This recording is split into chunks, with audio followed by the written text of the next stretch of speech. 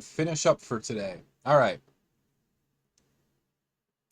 Let's do it to it.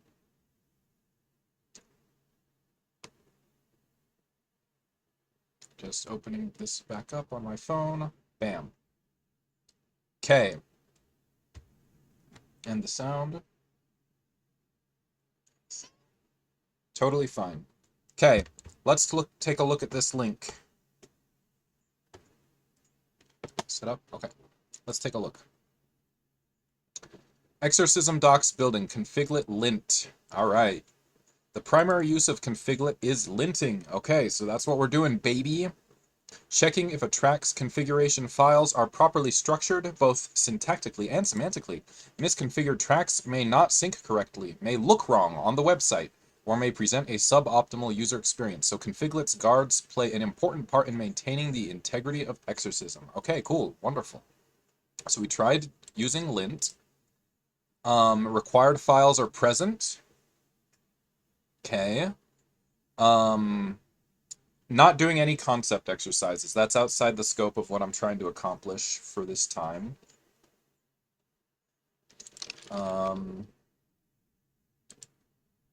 Just refreshing the manager page here. At least. Okay. There will be a similar list for practice exercises. Oh goodness. But we've not yet defined the spec for that. Okay, fine. Then each concept list. Okay, so no concepts. Okay, so we looked at the main config JSON file.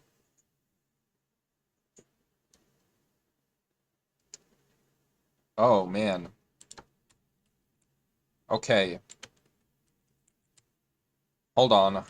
I don't think this is going to help as much as I think. Hold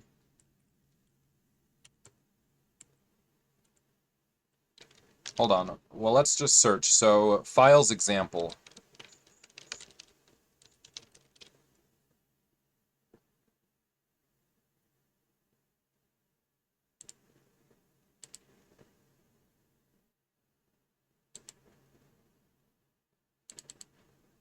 Okay. Not trying to worry too much about that. Let's look at it in meld. I think it's maybe just a little bit easier. So if we look at one of the exercises, for example, let's check Bob, and let's find the meta config JSON. All right. So files, solution test example, right? So we just have to list those. Is that what it's warning us about?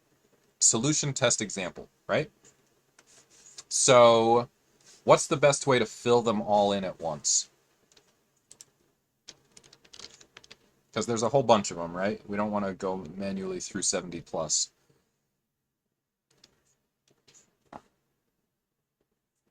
So let's go into exercises.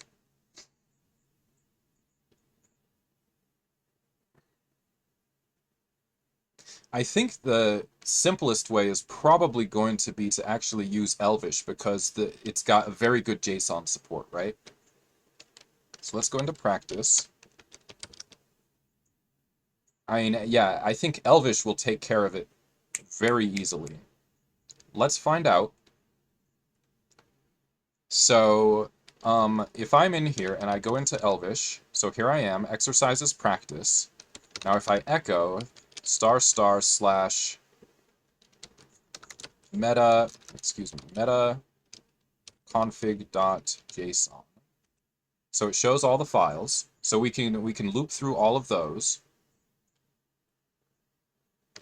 So for example, we can go for file */ meta config JSON and go echo $file like that. Can we do that? We have to put it into a list first. Okay, so there they are. So we can loop through it like that. Wonderful. Then what we can do is we can probably, I believe we can cat the file to JSON. No. I think it's So it's already JSON. We want from JSON. Let's see what it says. Yeah, that totally looks right. That totally looks right. So Elvish makes this very easy with the JSON support. Like, honestly, this JSON support is pretty goated that you can do it that easily. So we want to take that file. We want to add the required files to the different arrays, right? So we have a solution array with a file in it, a test array with a file in it, and an example array with a file in it, right?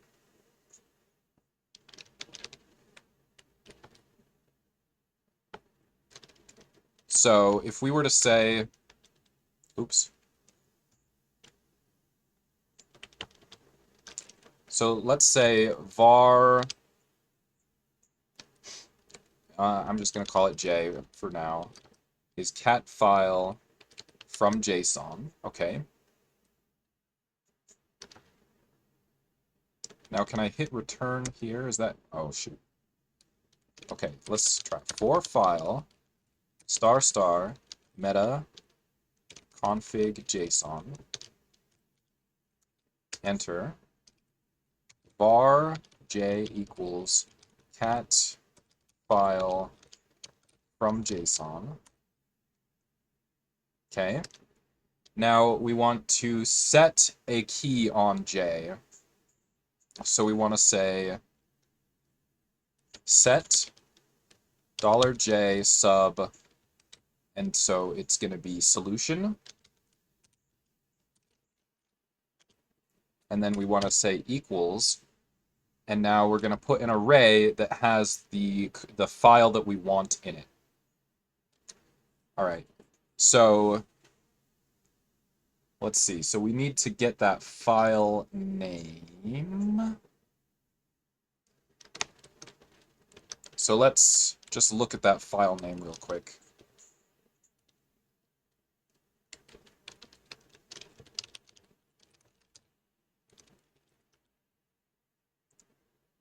So the part that we want is just that first part. And I believe Elvish also has very nice regex support.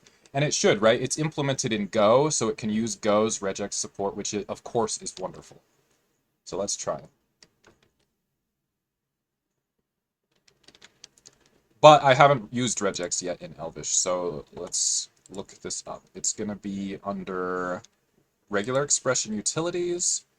So we have awk, find, match, quote, replace, and split. A wonderful selection. Wonderful. So the one we want is probably going to be, I guess, match. Let's see. Oh, no. That one's a Boolean. So probably then, well, what is quote actually? Okay, so that's just a little helpful thing. Find? Ah, wait a minute. Yeah. Find all matches of pattern in source. Each match is represented by a map-like value. Text start and end are the text start and end positions. Okay. Groups is a list of submatches for capture groups in the pattern. A submatch has a similar structure to a match, except that it does not have a group key. The entire pattern is an implicit capture group, and it always appears first. So if we do the same thing again, but this time we echo, well, let's just say, first of all, oops. Let's back that out. So let's use RE, and then let's say echo RE find. Okay, and so we put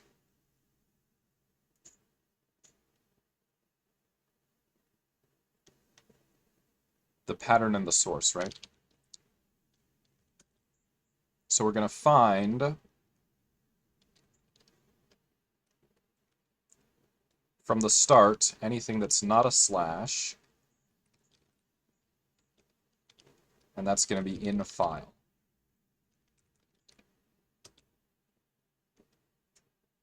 Okay, so we got the find objects. All right, now let's try again. So if we get this, now we want to look for the text on there, right?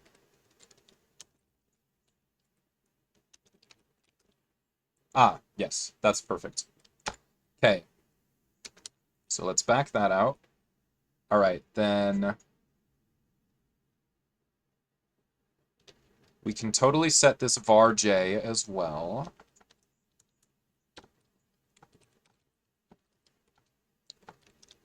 And then here, let's say var dir name equals this. There we go. And so now the solution file is going to be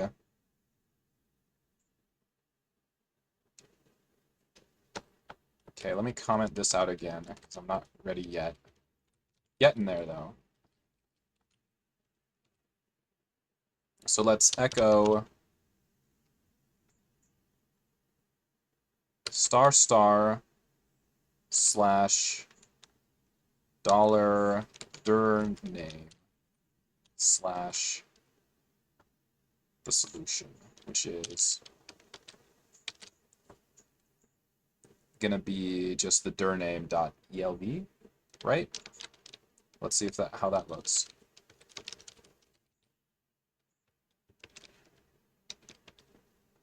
Wildcard has no match.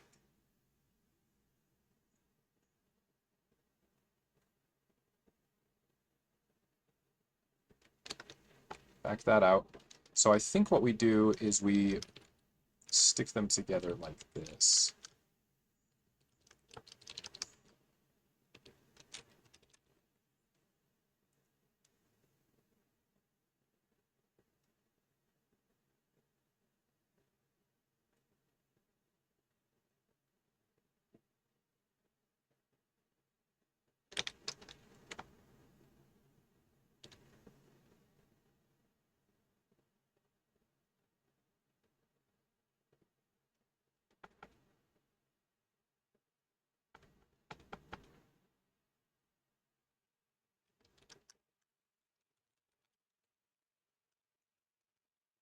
No, shoot.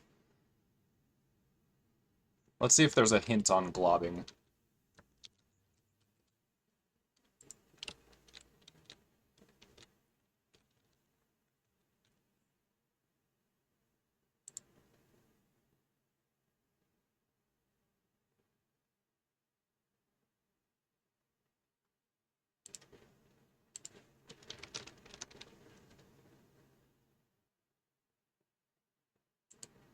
Okay, so wildcards, basic wildcard characters, ***.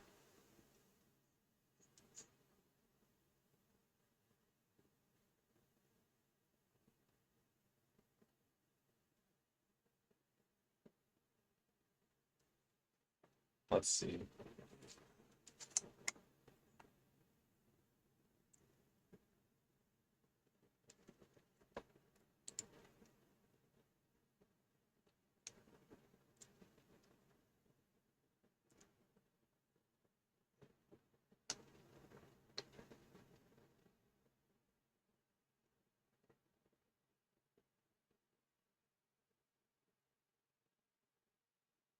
Wait a minute. I think single quotes might make a difference.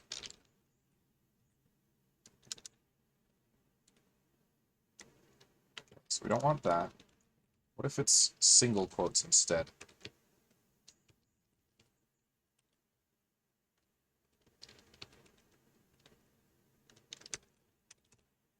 No?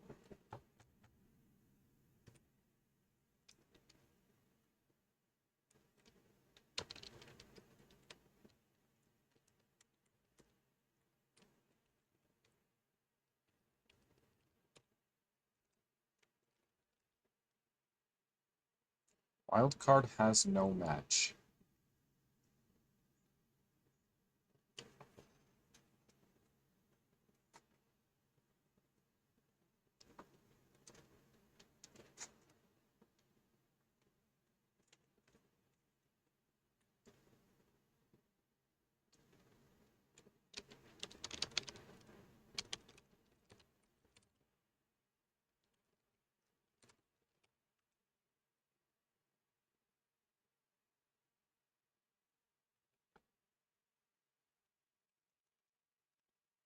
Ah, that's where I'm going wrong. That would make sense.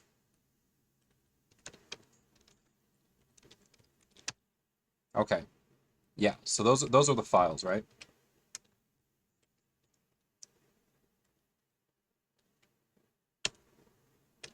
So I'm going to say var solution equals this.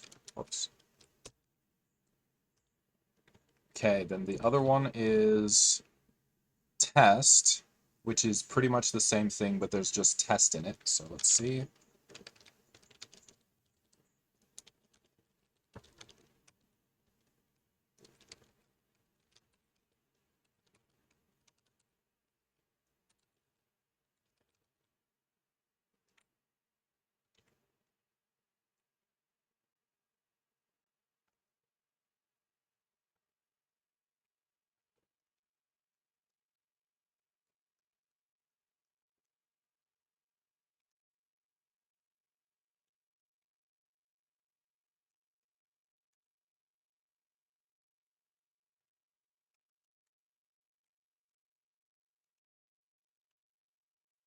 Ah, nothing got echoed. Oh, wait.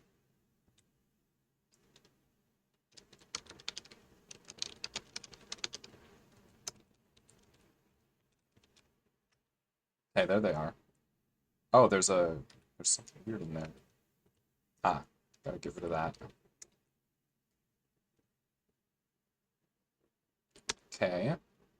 And then the other one is the example, which is in the meta.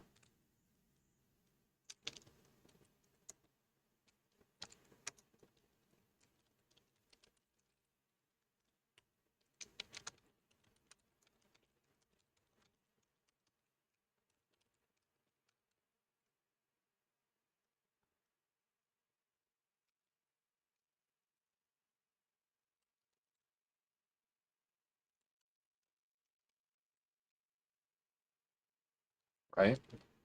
Okay. Getting closer, getting closer. Okay, so there they all are. So now we're going to put them in the JSON and then write the JSON file again.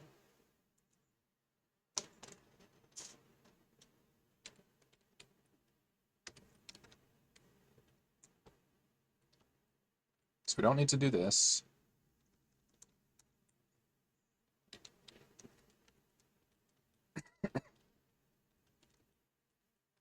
So we can do that. J.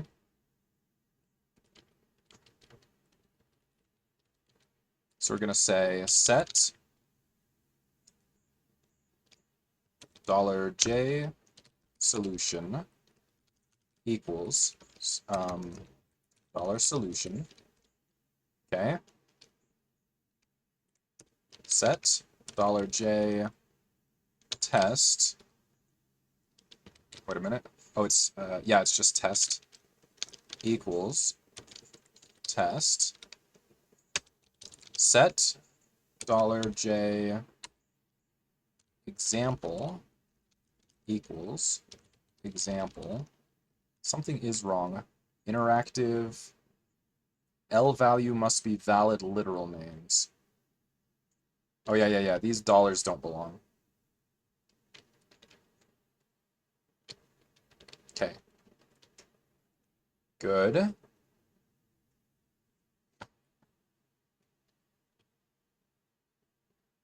So then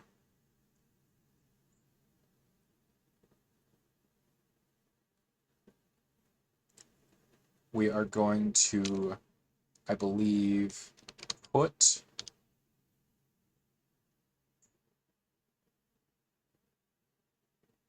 well, before we do anything crazy, let's just put what we've got. So let's put $J and just look at it. Okay, so solution. Oh, interesting.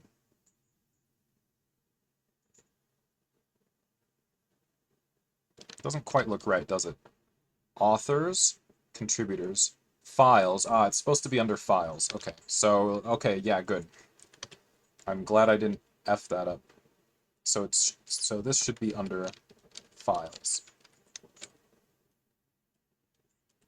And here as well.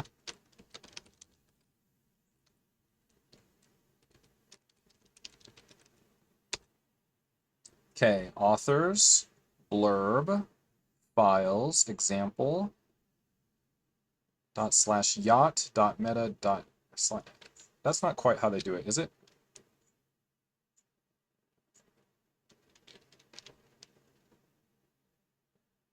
They just put meta. So let's go back and get rid of that part. So they actually skipped the dir name here.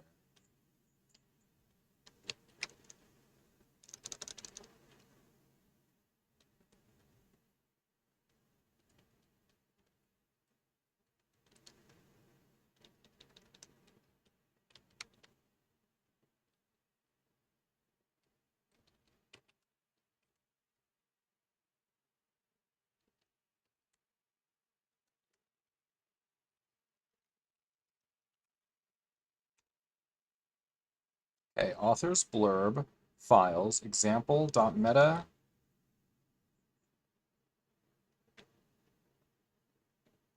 Okay.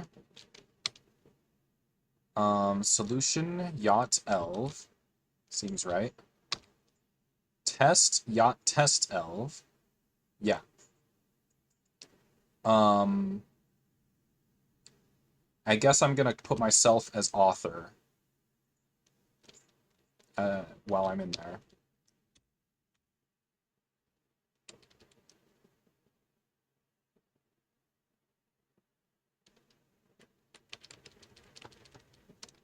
So let's go set j author equals silly internet tricks. Right? Is that how it shows me on GitHub? I think so. Yeah.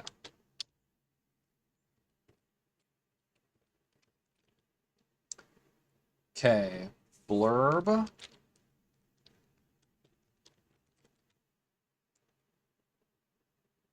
All right. I think blurb is fine. Source URL. Okay. All right. I think this looks right. So now we want to put this into to JSON and then put that into the file. And then it's good, I believe. Let's see. Wait. Let's make sure my Git is committed before I try that.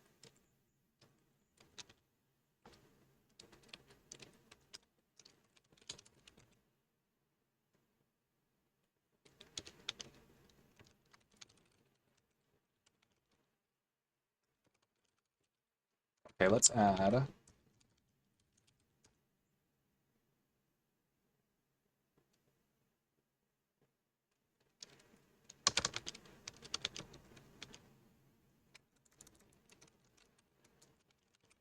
So this is going to be add exercise shared documentation.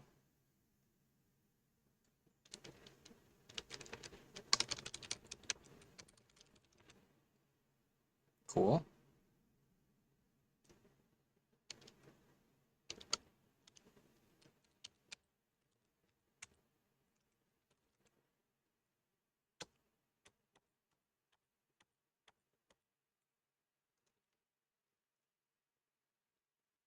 Okay, so let's try this again.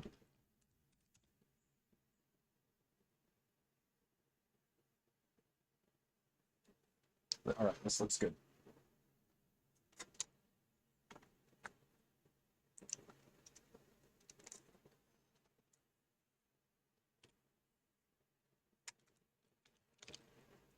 To JSON file, right?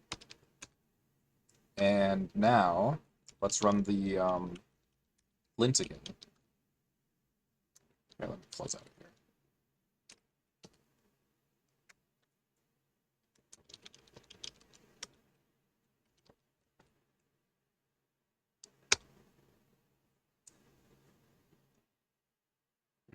Interesting.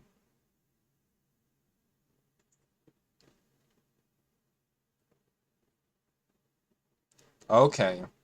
So now let's let's move stubs over for all the examples so that this complaint goes away. But of course, they're not going to be complete. But let's go ahead and move them over.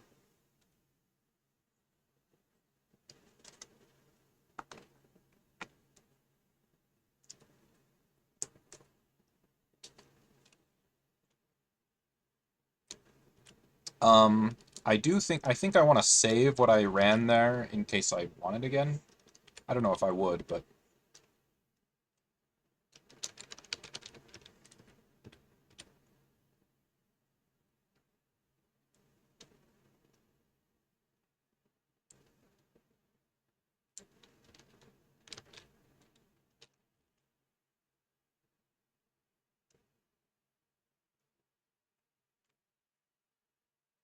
let's see. Why is it saying that now? Oh, I think it's fine.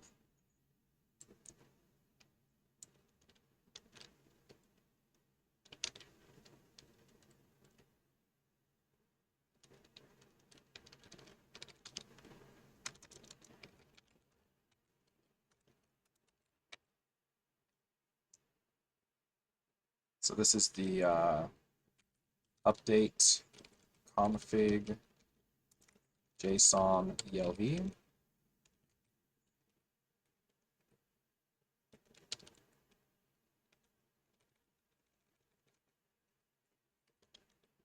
Oh, goodness.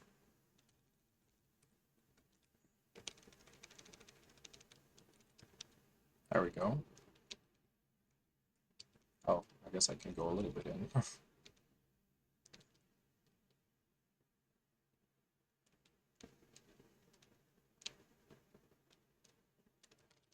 Okay, so I'll have that saved in case I want it again, I guess. But yeah, the JSON handling is nice. It's nice. I mean, a lot of languages handle JSON really well, but that is really nice.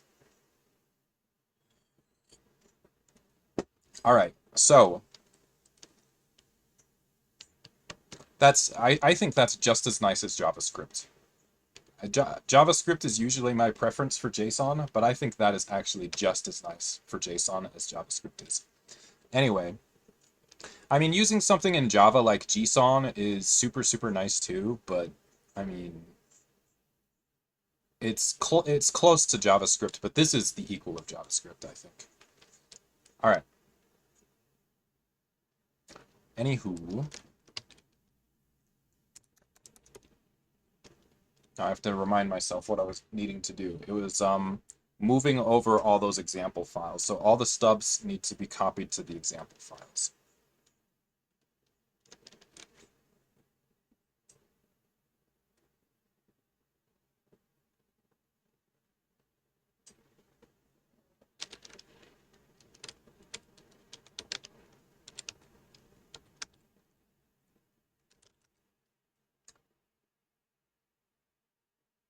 So I was gonna make one. Oh, copy stub to example. I was working on that. Does it look like it's done? I think no, this doesn't look like it's remotely done. This is completely crazy.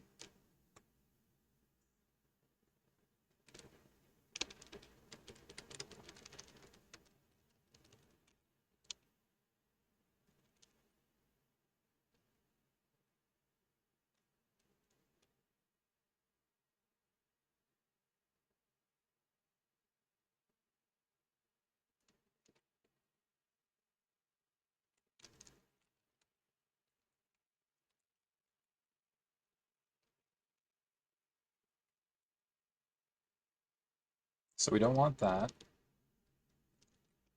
We don't want any of that. I'm getting a little tired. I've been at it all day. Not tired, but maybe just sort of mentally fatigued. All right.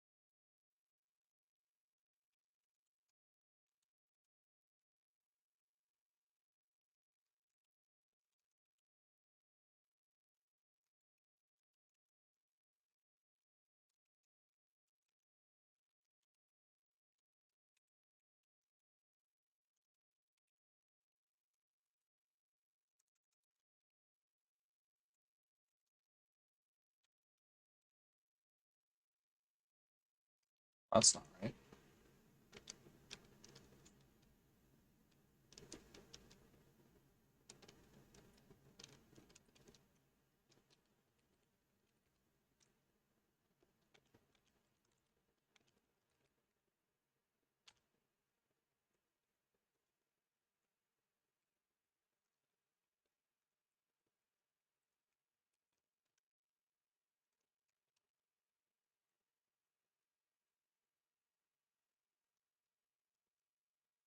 Okay, so there are the names. And then for each of these, we're going to copy the stub over to example, but we don't want to overwrite. So with CP, I think, can we do a flag to say, hey, don't overwrite?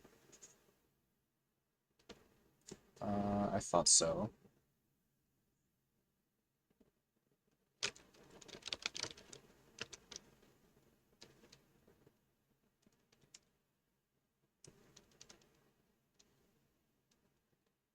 Do not overwrite. So we want -n for do not overwrite.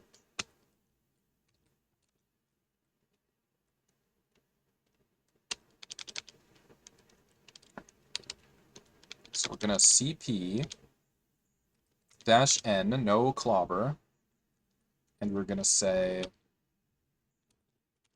dir name / dir name .elv to dir name / meta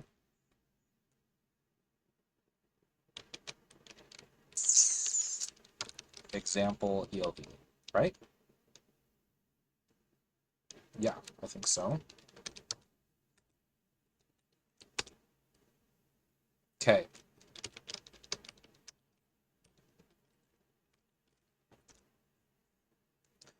Okay.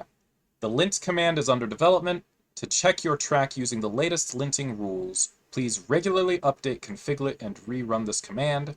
Basic linting finished successfully. Config JSON exists and is valid JSON. Has these valid fields. Every concept. Okay, this is progress. So let's look at our status. So we added a bunch of the example files. The trouble, of course, is that none of them are ready, but they are there. We've got the stubs.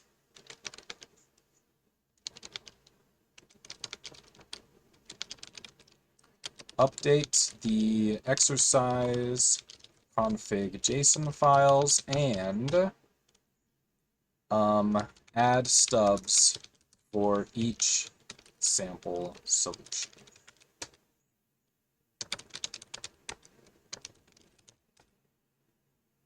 Okay, let's check meld and see how we're stacking up against the others.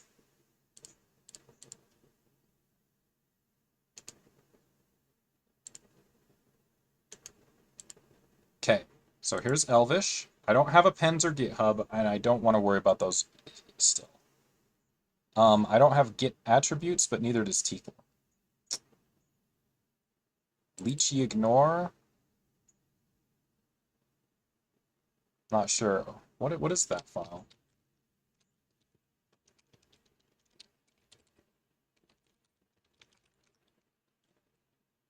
What the heck?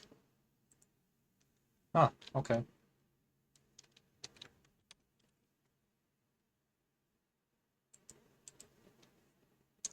Um,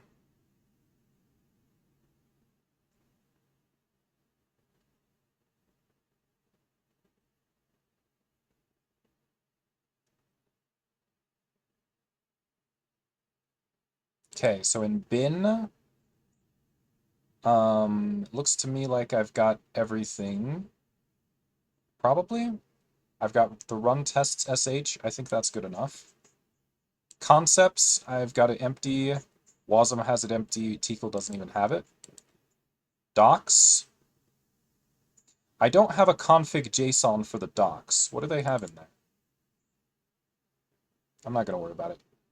At least not right now, but note that we don't have the config JSON for the docs. Okay, so exercises. What the heck? I thought I did have this. Let's rerun it. Directory comparison, three-way.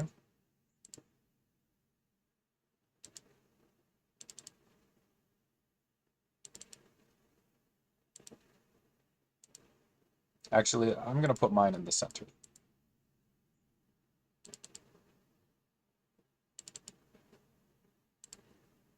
Elvish in the center. And let's compare to Lua and Bash.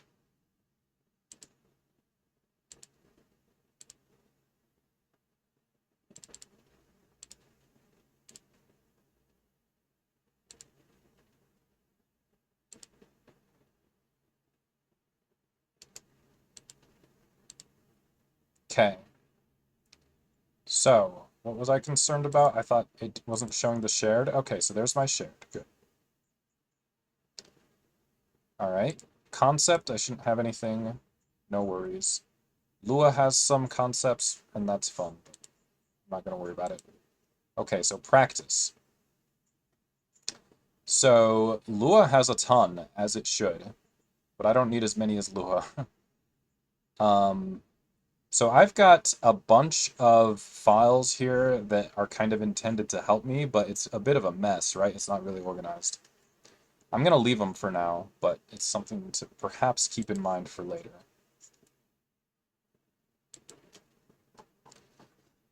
My thought is that this is actually ready for me to now move on, and the next stage is one of the most important and might be one of the most fun. We'll see.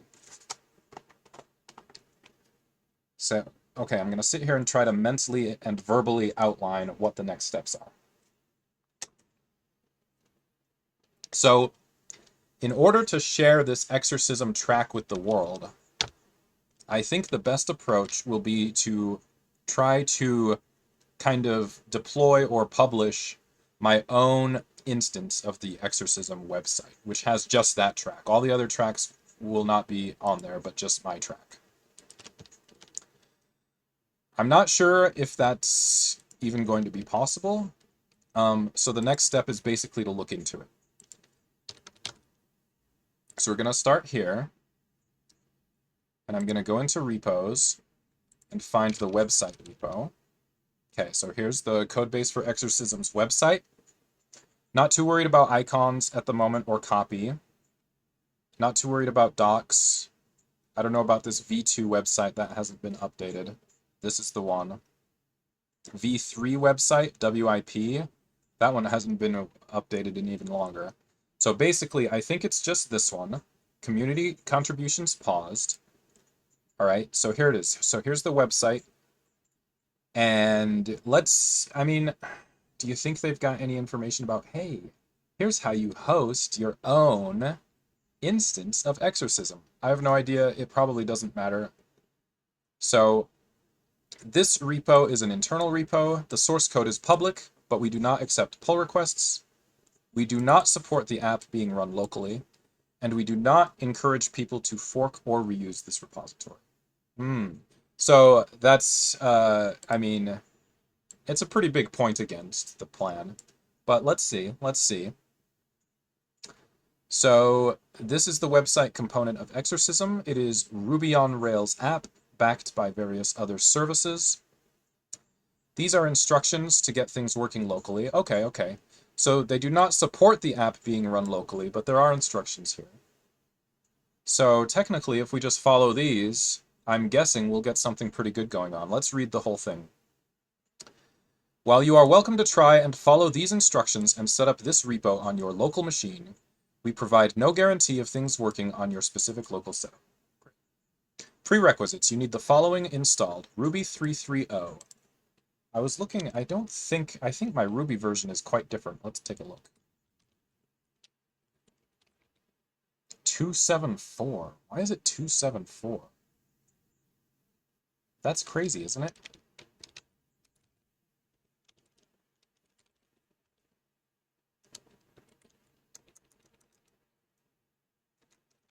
So can we just install 3.3.0? What does it say?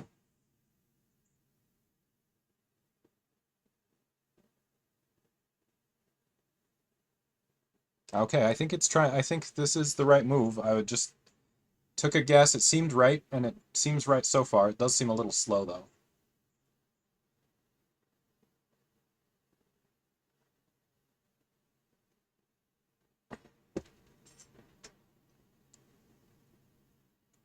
Okay, not bad. Gonna make it. Okay,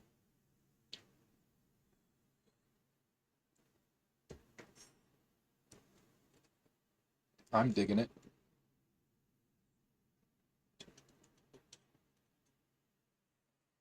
Ah, no real progress bar on the make, but it's whatever.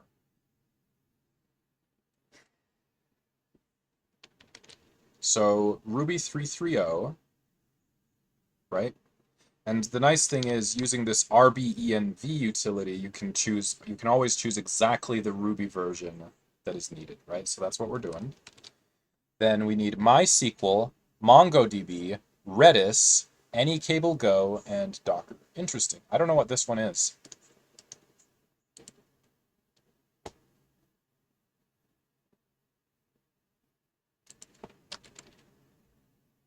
Anycable real-time server. This project has moved. WebSocket server.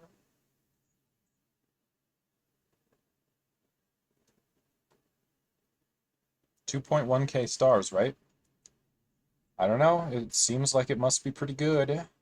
Two-way reliable communication over WebSockets and SSE. This repository contains the code for the open source edition of Anycable. Check out also our pro and managed offerings. Wow. Okay, how are we doing over here? Make install? All right, fair enough. Okay, so all these, we're not on Mac, but I can use Brew. Not on Windows. As we recommend using WSL, see the Unix specific instructions listed above. Okay. So running these commands inside a MySQL console will get a working database setup. Oh, cool. Running local AWS. To run the app, you must have a local version of AWS running. We use local stack and OpenSearch and run them via Docker. Double check versions in Docker images JSON. Yeah, these are pretty detailed instructions. So so even though there's no guarantee and no like support, it does sound like there's a pretty good chance that we can just get this thing up and running and it'll be awesome. I don't think that I'll be able to expect anybody to get this thing up and running in 5 minutes on their local machine, right? Because like I've been here like 5 minutes already. All right, build failed. Ah, no. Build failed. All right, let's see what it says.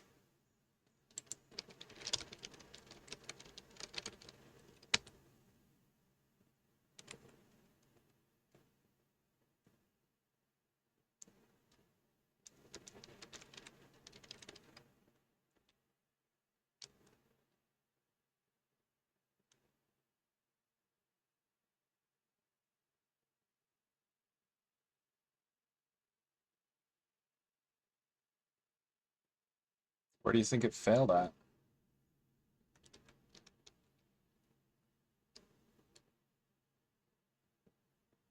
Permission denied. Okay, let's do it again with sudo.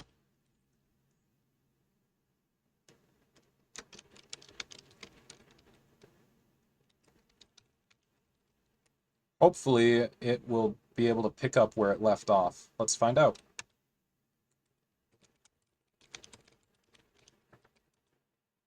Command not found. Isn't that what I... Oh no. Oh no. Okay.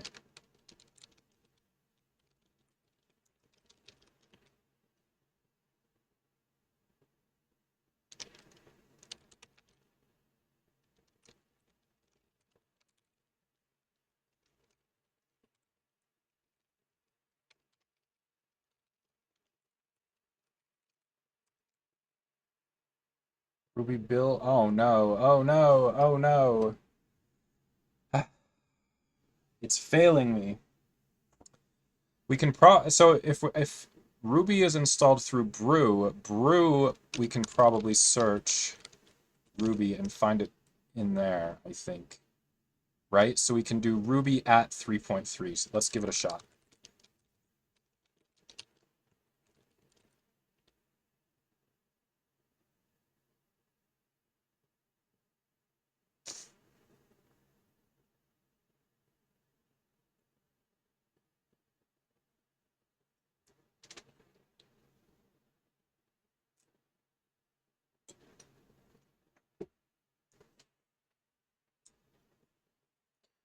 So, did it say success? It looks like it.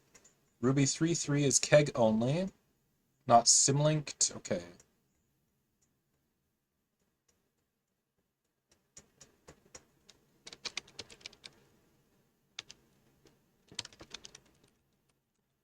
Not installed.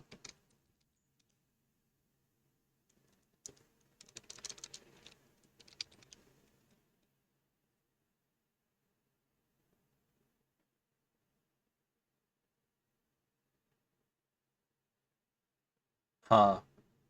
Well, it's all a little tangled, but maybe it's not too bad.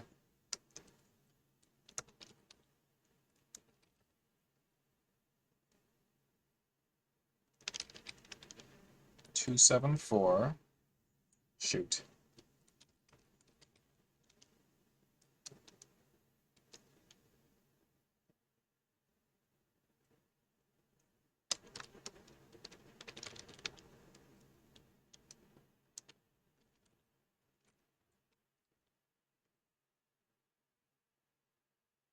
So there's Ruby at 3.3. Let's look and see. Okay. Brew Ruby 3.3. So here it is.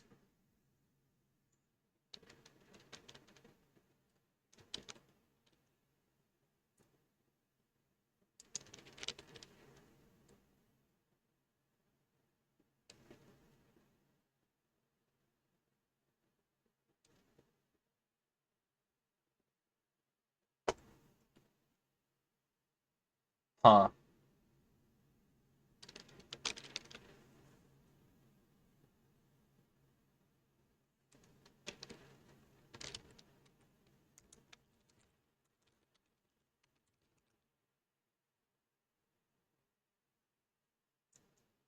Simple per user Ruby version.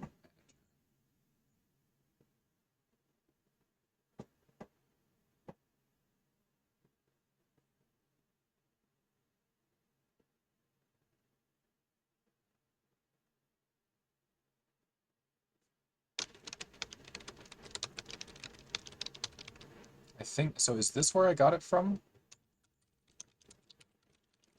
Seems likely. Let's see.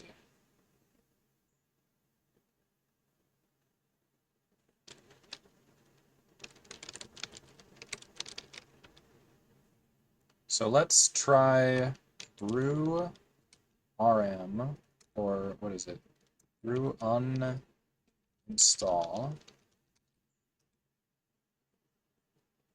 and use the apt version. And then are we better off, maybe? Seems like maybe.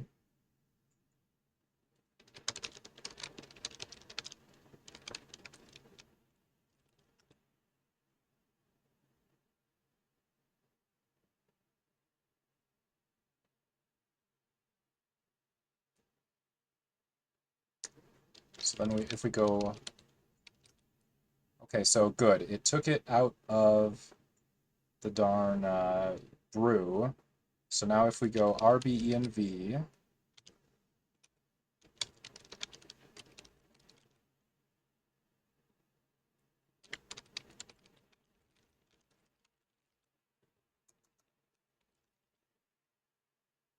huh.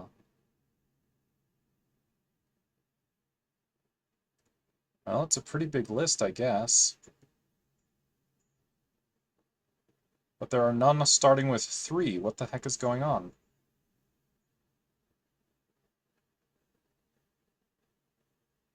Huh.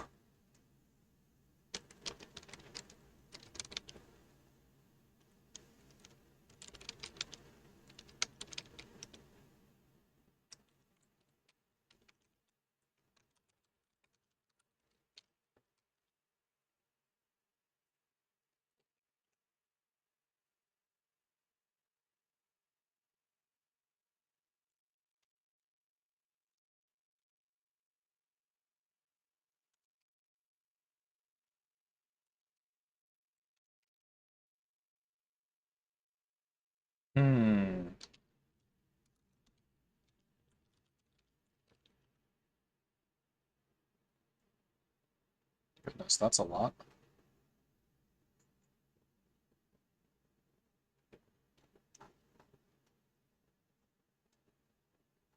Oh no.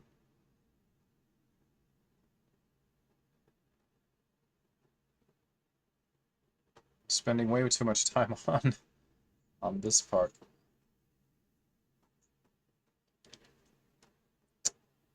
If I installed Ruby before, I most likely used instructions from Exorcism, because they usually are pretty sweet and to the point type thing.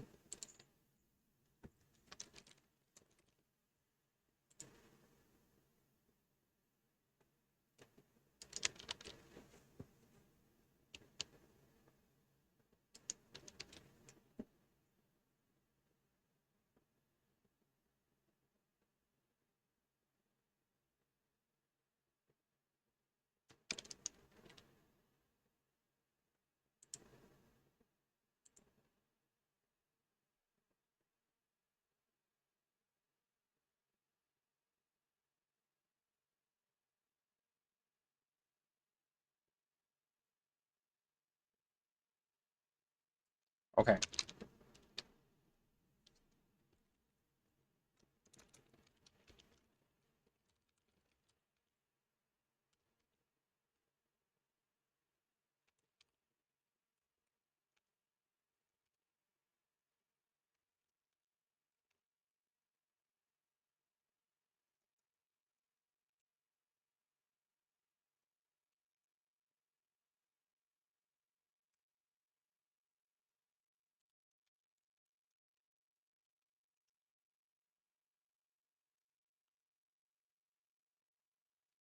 Okay, so let's try this.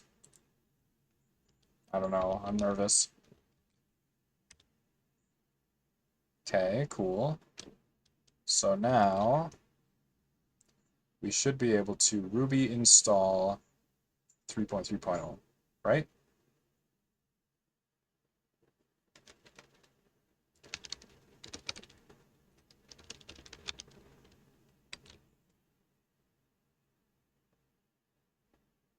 Install a specific version of Ruby. All right, here we go. Ruby 3.3.0, which again is what they asked for, right? Okay.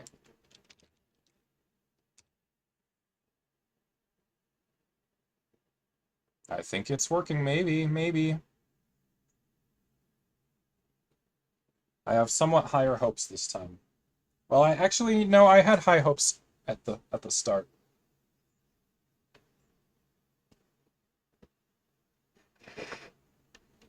I'm gonna find a different spot to put that webcam. It doesn't want to, like, my head is always down, like, way at the bottom of the screen.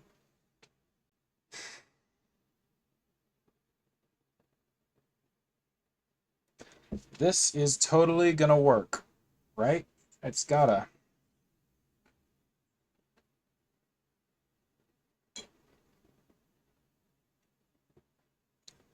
I think I'm excited about this part. Um, it's all gonna come together on day. So today is day 2, and I'm getting towards the end of day 2. I'm only gonna go about 3 more hours, which could be enough time to do a lot. We'll see. But when it all starts to come together, that's gonna be really great. The big thing is I need to have this site live, my version of the site, with just my own track, so that people are able to kind of see it.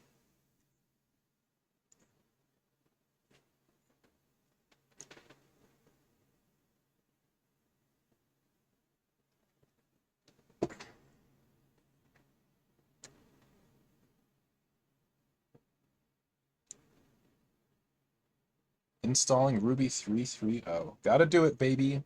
I mean, it said you could potentially, I guess, use a different Ruby version, but I'm not really prepared to mess with that right now, I don't think.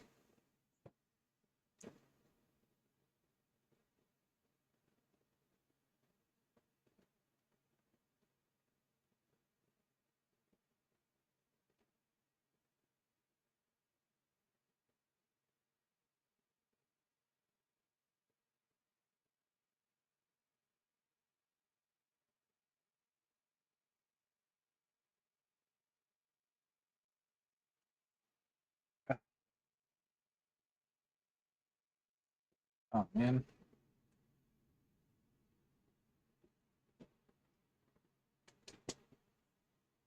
Okay, successfully installed.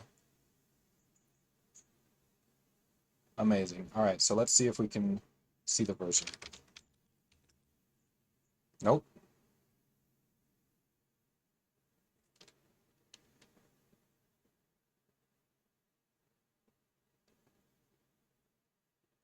So I think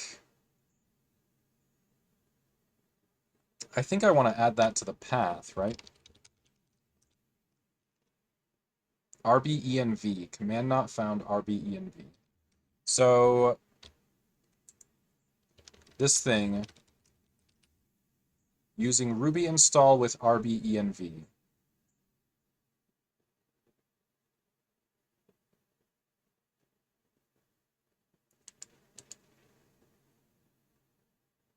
Okay. So let's see what happens here.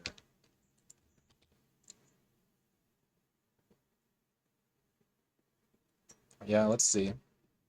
Not found. Okay, well.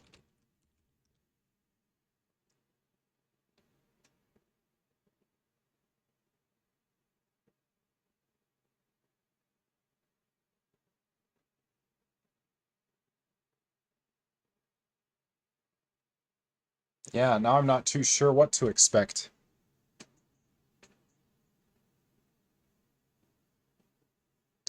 Basically messed up my whole Ruby trying to get the other version. Actually, this is always a thing with Ruby. Like, there are so many Ruby versions, and a lot of times if you don't have exactly the right one, you get seg faults everywhere. Which, I don't know, whatever. But it seems like it's always a thing with Ruby.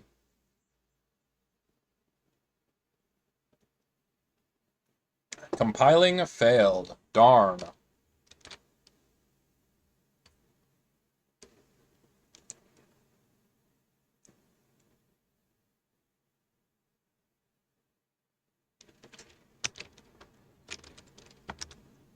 Okay, so not found. So let's go in there and see if that is in there.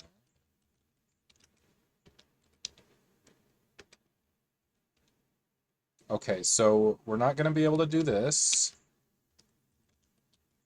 And frankly, that's not going to help us either.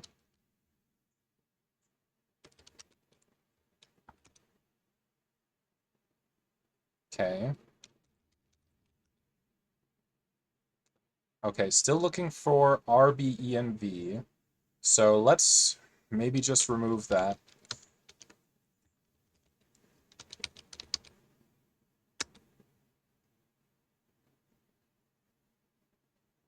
Remove write protected regular file. I mean, yeah. Uh-oh.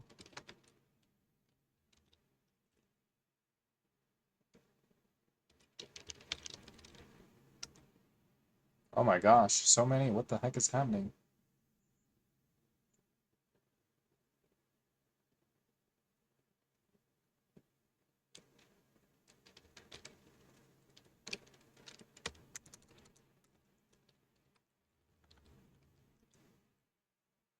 Okay.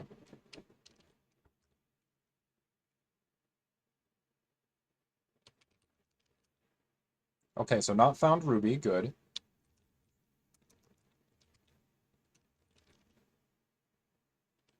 Okay, so now when we okay, so let's go through.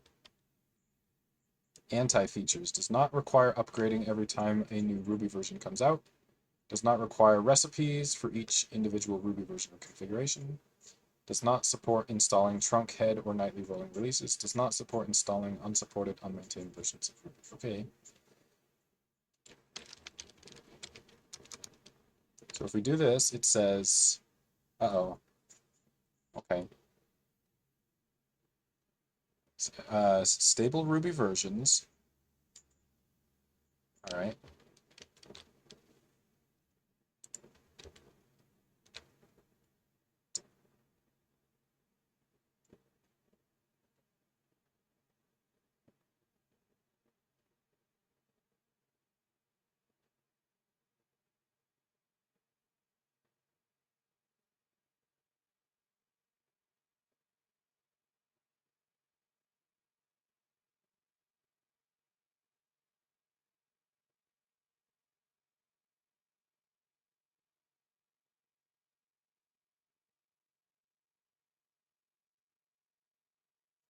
Okay.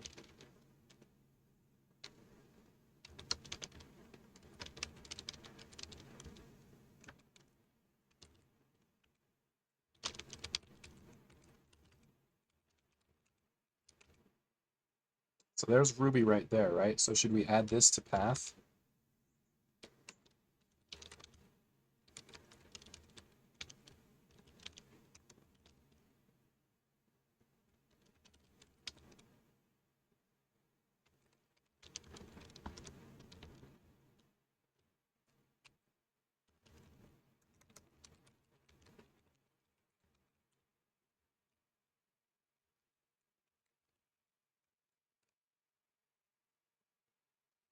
Maybe that makes more sense.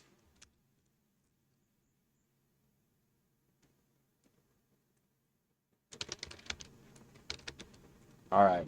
Well, hooray. So that untangled something that was pretty weird. Might run into all sorts of problems, who knows, but so basically we got the Ruby version. All right, now let's see what the next thing it says is. MySQL.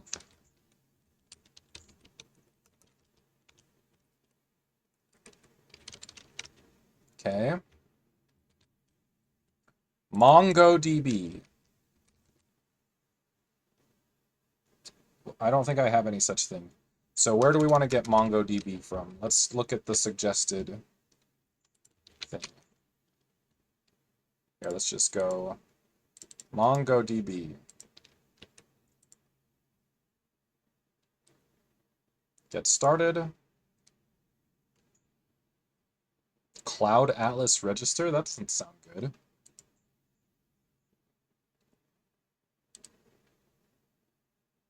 Oh. This site is crazy. Let's go here.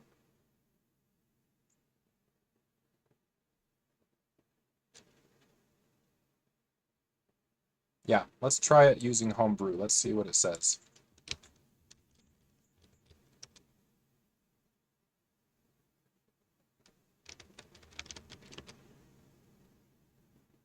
Let's see if this is any different from the one on my left.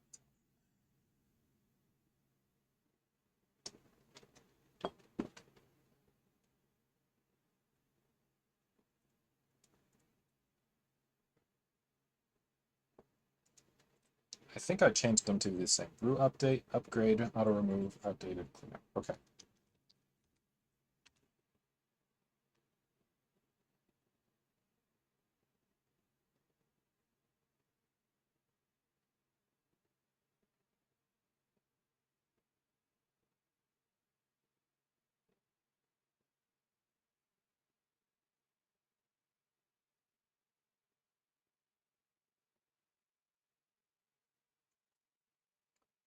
Okay.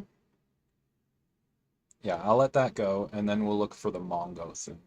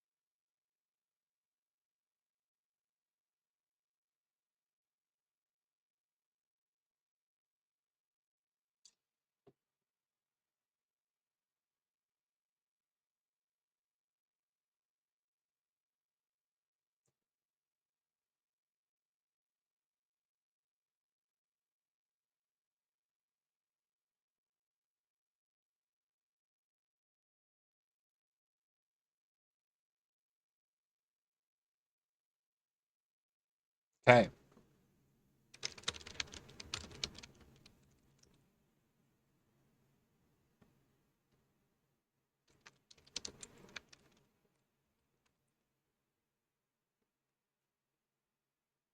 So does it look like there's any such thing as Mongo here? I don't think so.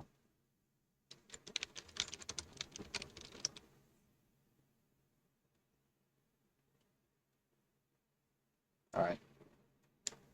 So they've got a weird amount of options here. Mongo C driver, orchestration, CLI, Atlas CLI, MongoDB community. I guess that's probably it.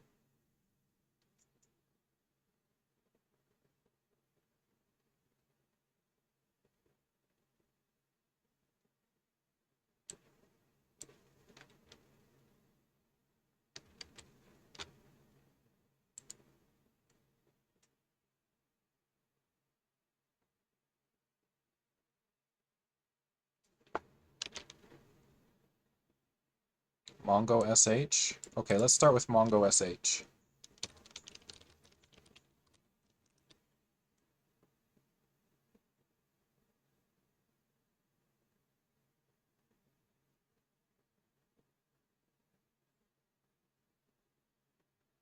Interesting.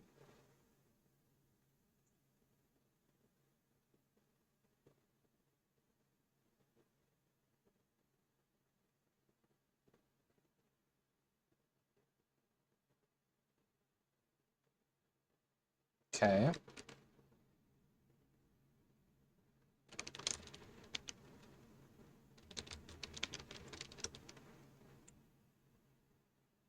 Okay, so we've got Mongo SH, but presumably we need one of these others.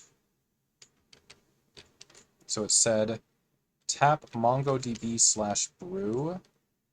So that's probably where we want to get the MongoDB community, right? Try community.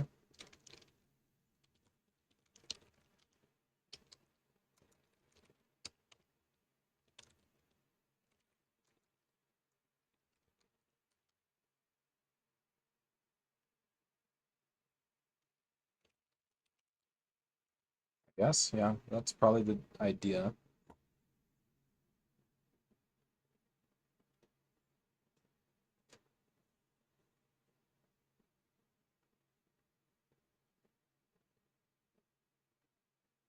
Yeah, it's definitely, there's no way to expect somebody to be able to do this in 5 minutes. So we definitely need to have it, running on the internet where they can access it and not expect anybody to try to um, get it up and running in 5 minutes. Nah, no way.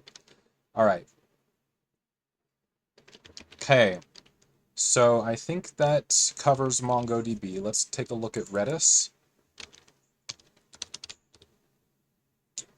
So I don't think I have any such thing installed. Um, let's see what this one says. Should we go here? Try. Oh, goodness gracious. How are you going to show me a form like that? That's crazy. Okay, let's search again.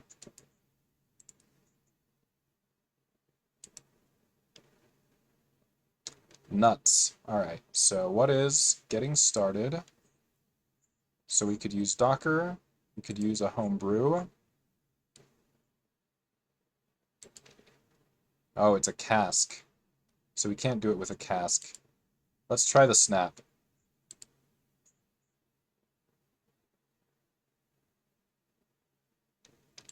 This looks like a winner.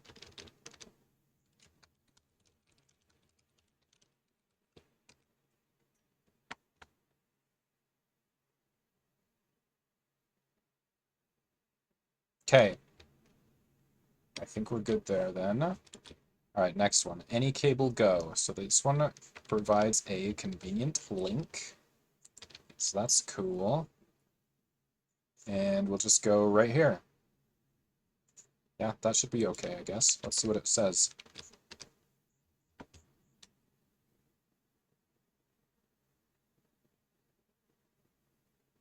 Okay, neat. Docker. I think we're good with Docker.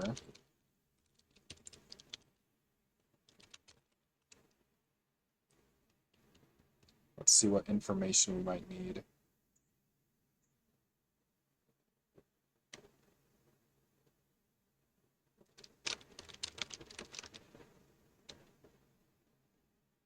Is this good info to show?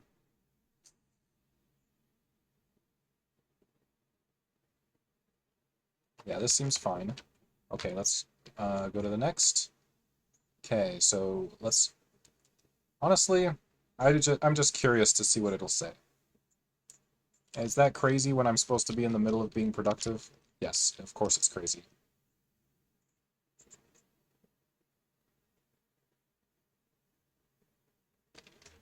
Okay, how about this one?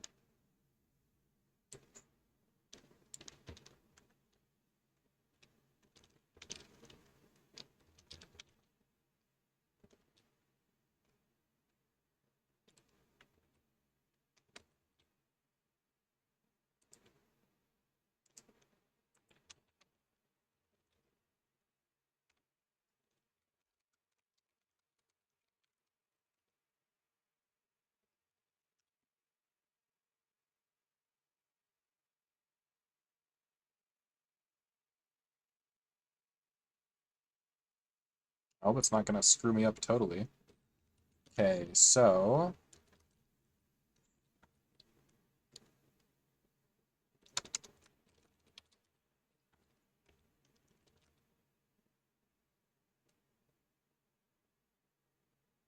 Why did I end up with the Ruby install right here? That's crazy, actually. But whatever.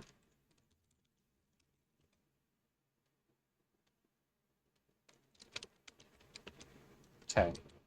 So far, so good, I suppose. I think we're good there. Let's not worry. Okay, so let's try MySQL.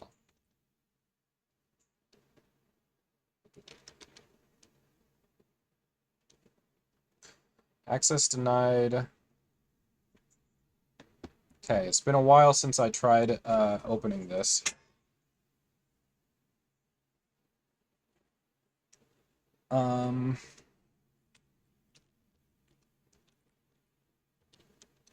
Quite a while, actually.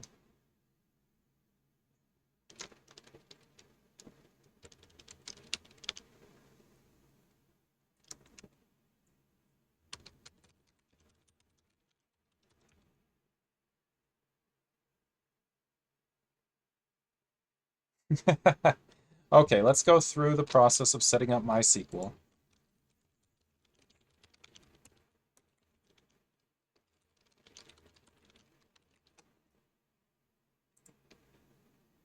All right. Here we go, here we go. Gotta do it. Okay, sure, let's start with that.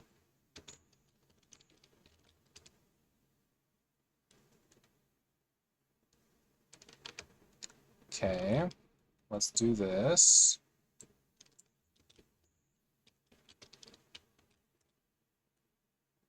Okay, good. All right, let's see what this will say for us. Okay, configuring. So this is where we have to make sure we can connect to it. An error will occur. Oh, shoot. Okay, so let's see what happens if we use sudo. That was, well, let's just see. It says sudo. Ah, okay.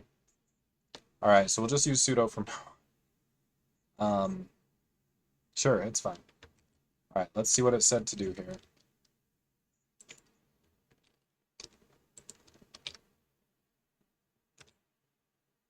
You are not allowed to create a user with grant. Okay.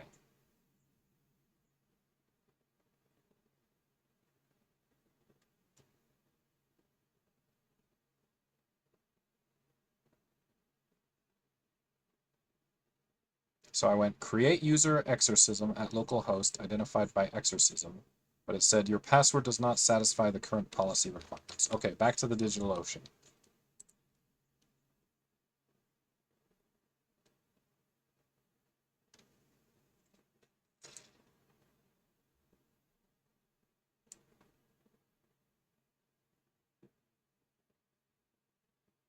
Let's see what this one will do for us.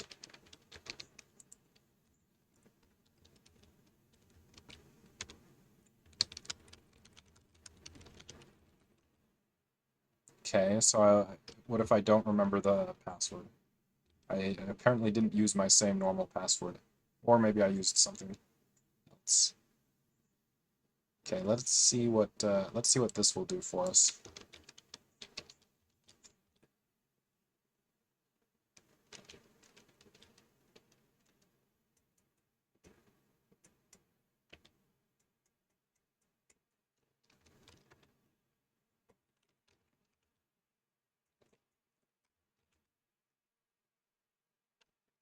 Okay.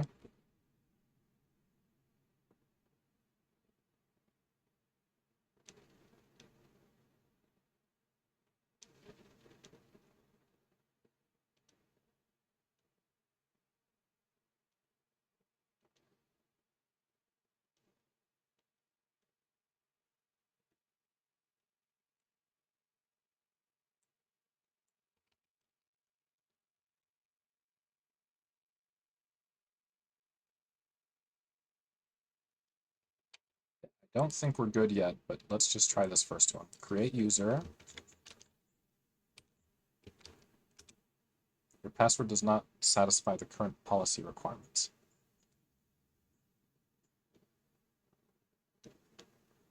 So we needed to deactivate the policy requirements, right? They're trying to tell us how to do that, but I'm not paying attention.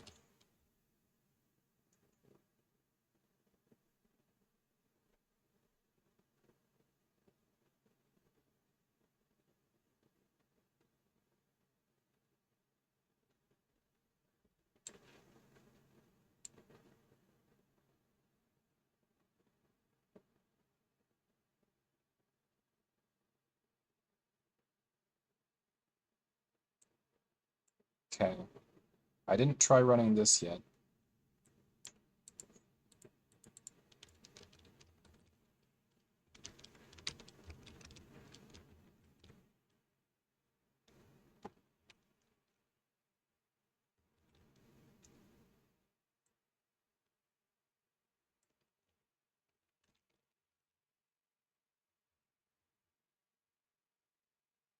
Right.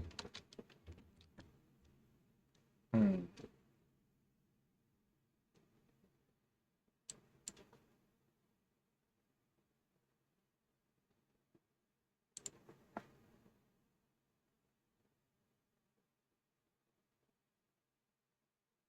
Well, I'd be totally okay with just removing MySQL and all its like configuration and starting over.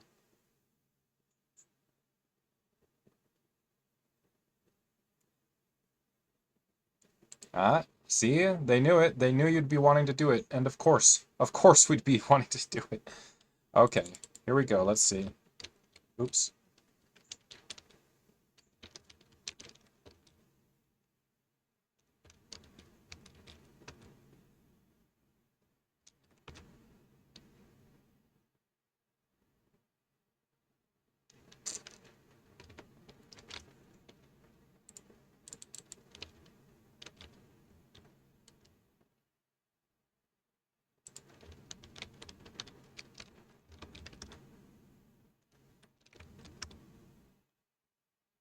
Okay.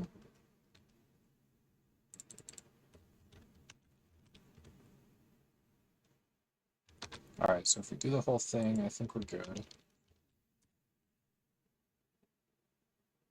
Okay, so now let's go back and try it from the top, I guess. Okay, here we go. Let's take a look at this again. I've got a good amount of time to get quite a bit more done tonight. I'm not sure, but I might have this site up and running locally before the end of the night, which would be great, which would really set me up for success tomorrow on day 3. Okay, we'll see. We'll see how far I get.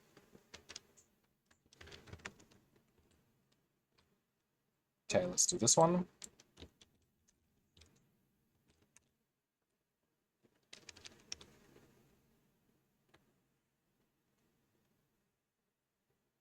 All right, looking nice, looking good.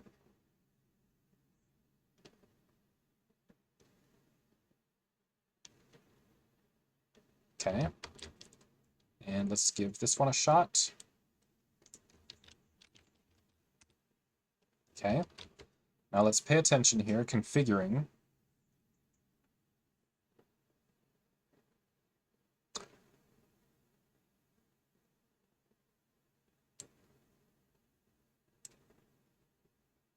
Okay, so let's try this.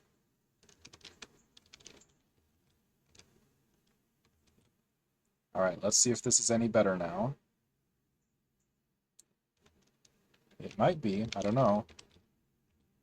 Nope, darn, current policy requirements. Okay. So let's drop it again, but there must still be some configuration or something. Right, so the question was,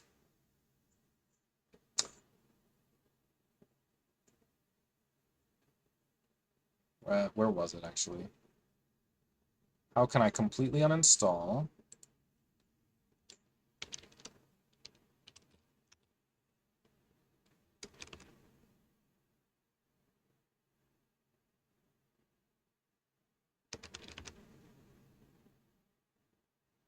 All right.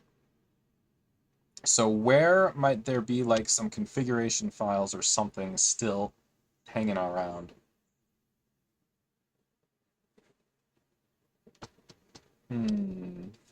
So let's take a look.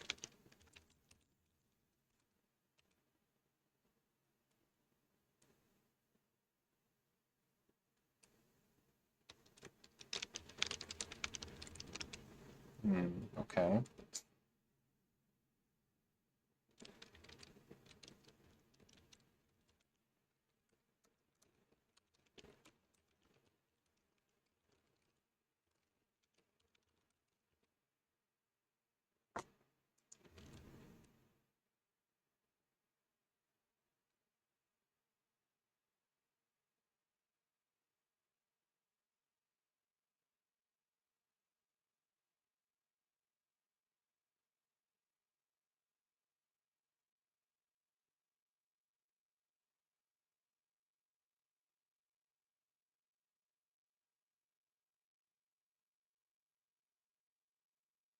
Hmm.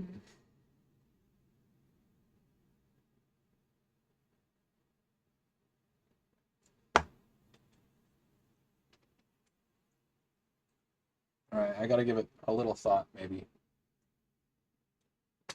I mean, maybe not. Okay, so let's see if there's anything there.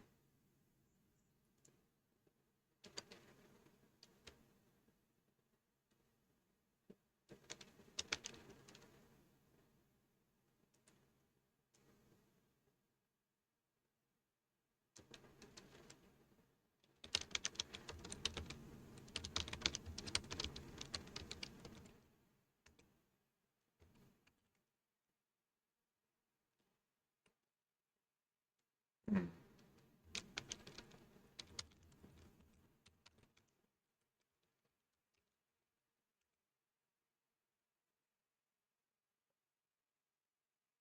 I don't even know what this file is, or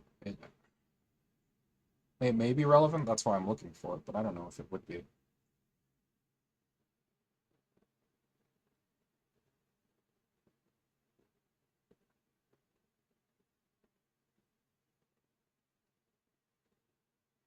Okay.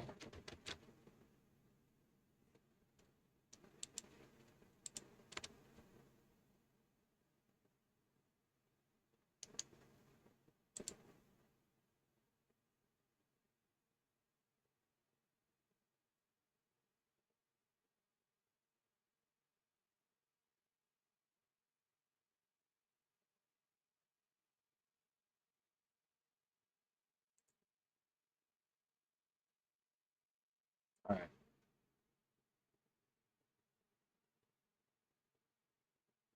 Okay, what is our, what is, oh, man.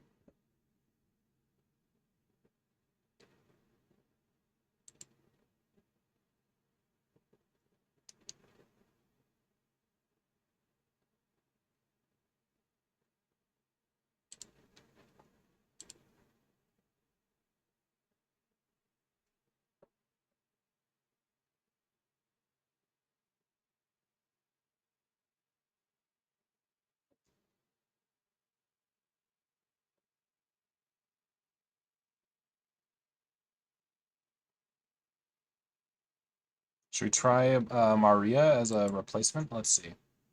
Well, I don't know. I don't know. I don't know.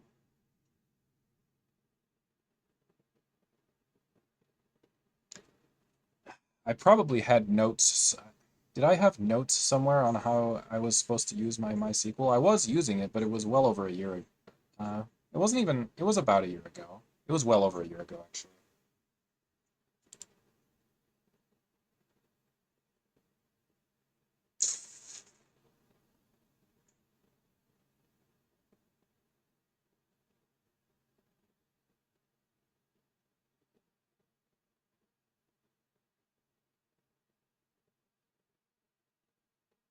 Okay, let me skip over this first part.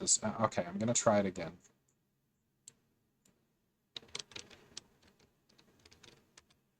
Going crazy. Gonna drive myself crazy like this. Okay, so let's try MySQL Server.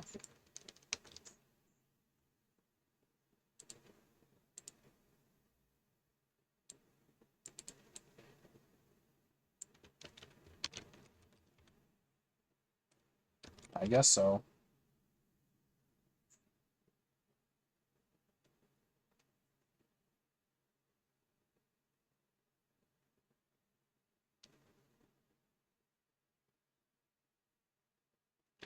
Okay. Try this, I guess.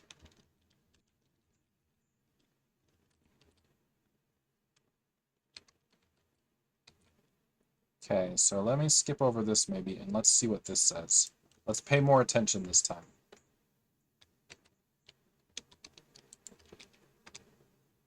Okay. Securing the MySQL Server deployment. Connecting to MySQL using a blank password. The validate password component is installed on the server. The subsequent steps will run with the existing configuration of the component. Skipping password set for root as authentication with auth socket is used by default. I think we need to know that. If you would like to use password authentication instead, this can be done with the alter user command.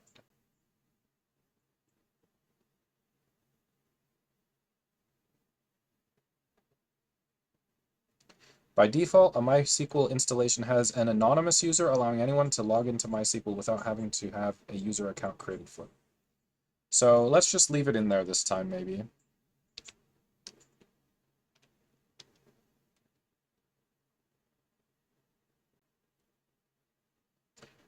Authentication with auth socket. I think we need to know that. Normally, root should only be allowed to connect from localhost. This ensures that someone cannot guess at the root password from the network. This time I'm saying skipping. By default, MySQL comes with a database named test that anyone can access. This is also intended only for testing and should be removed before moving into a production environment. Okay, I'm going to leave that one alone as well. Reloading the privilege tables will ensure that all changes made so far will take effect immediately. Okay, sure. All right, all done.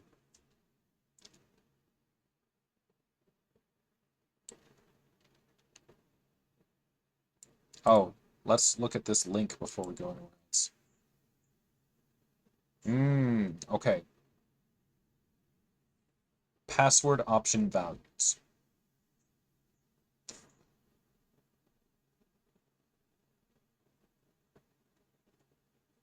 Okay, so now what it says next is what? Once the security script completes,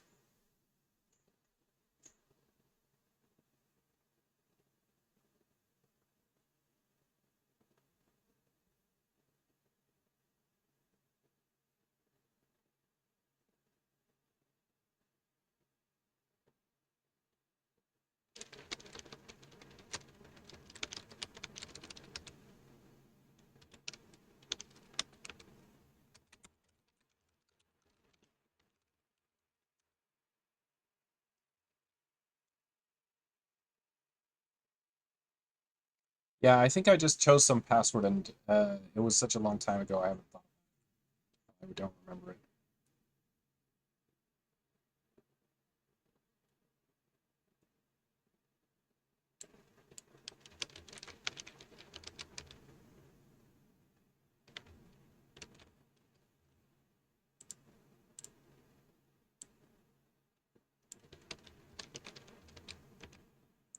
It says your password does not satisfy the current policy requirements. So do we have to include a password here when we create user?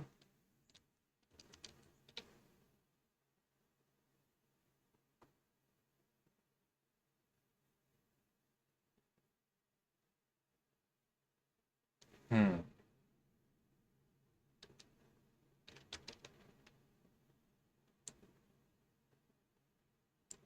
All right, let's take a look.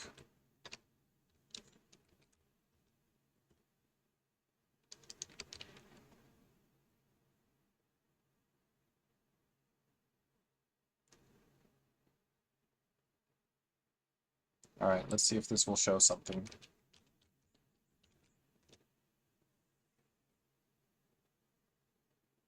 Okay. Changed characters percentage 0. Check username on. Dictionary file looks blank. Length 8. Mixed case count 1. Number count 1. Policy medium. Special card char count 1. Alright, so now what do I do?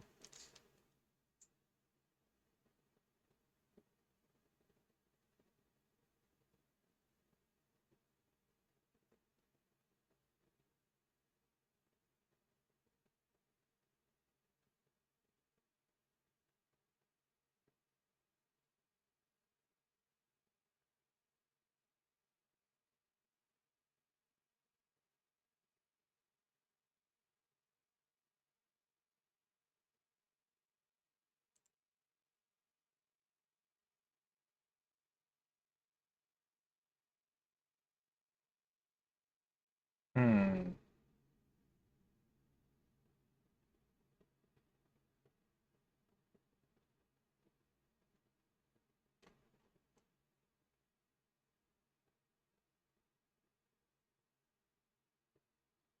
So, this is a strange thread because everybody is saying reduce, so we should choose a valid password, but it doesn't say how. Okay, well, let's try this. Okay, sure. Whoops.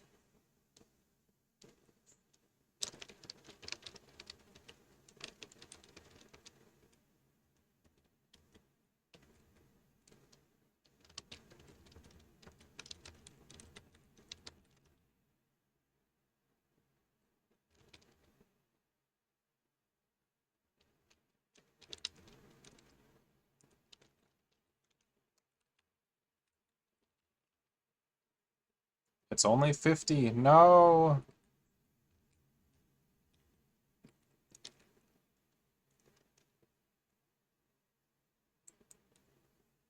Add a number? I know, it's gonna make me add a number. No, actually, I don't know what I'm doing. Or any or any other character. It's gonna make me add something crazy like a number. Alright. You should cite the MySQL documentation, not a YouTube video. Okay. 30 character long password was weak with no special character. Darn. But anyway, so it was trying to say here, your password does not satisfy the current policy requirements. And so then I came here, which is, it says the same thing, but I don't know why they're saying to like try and change the password requirements and not just like change the password basically.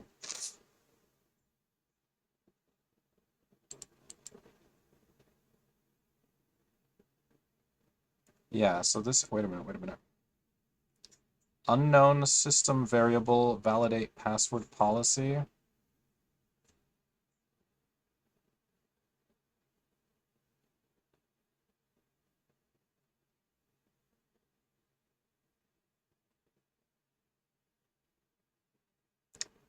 Yeah, so Mark Lee says, why not just set a password that matches the security level?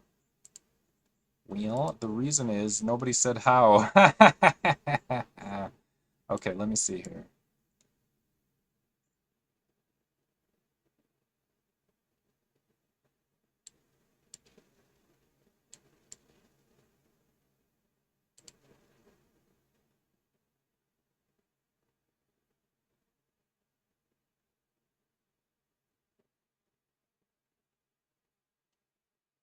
I don't know, something seems fake here. Password validation. Hmm. Should I do set password?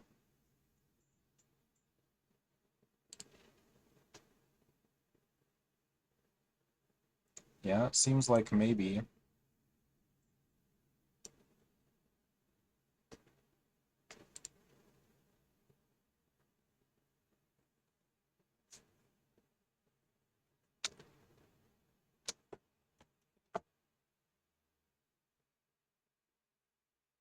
Hmm.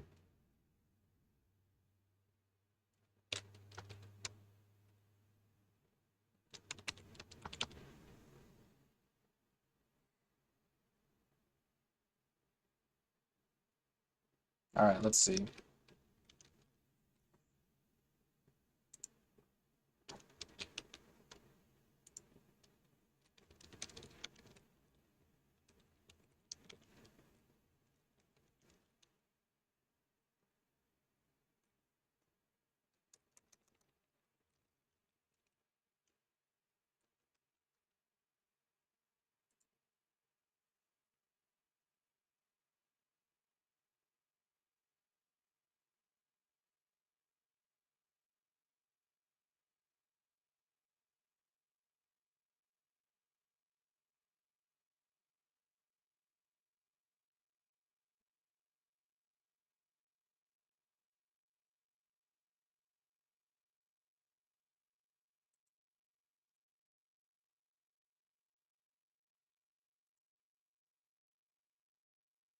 Oh, I see it.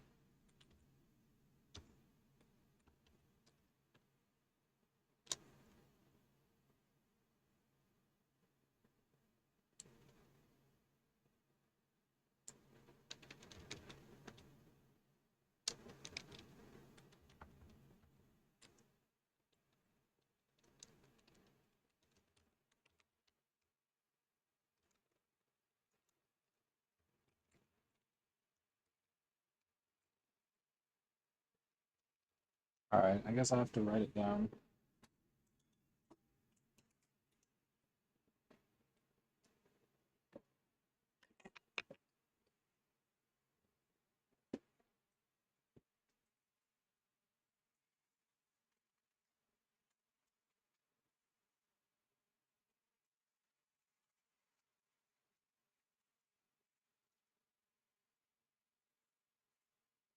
All right.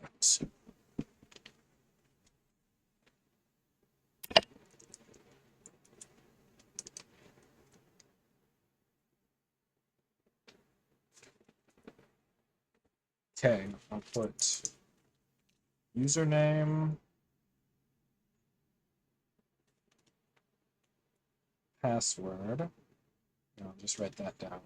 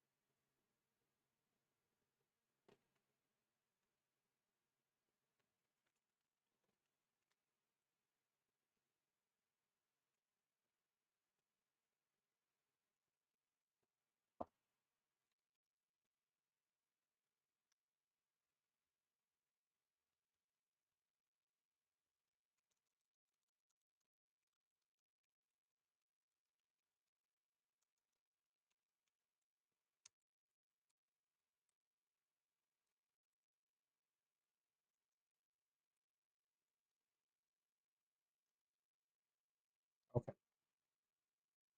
write it down.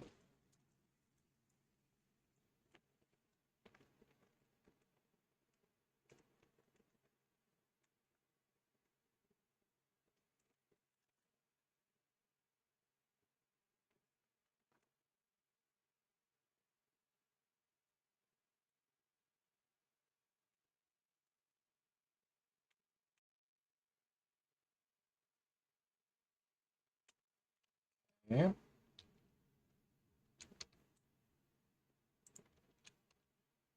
So then what did it say?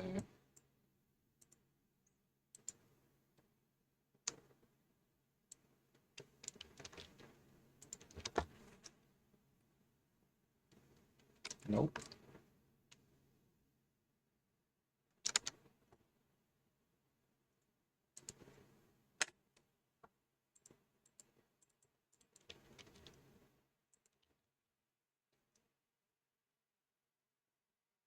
Oh, okay, already created.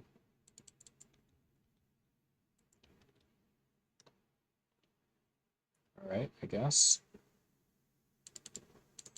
Let's see what this one says. Okay, sure. This one. Okay, already exists. I think we're good. Okay. All right.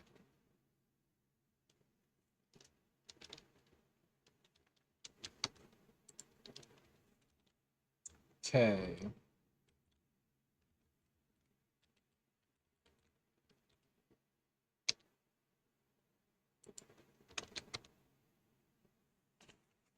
Interesting.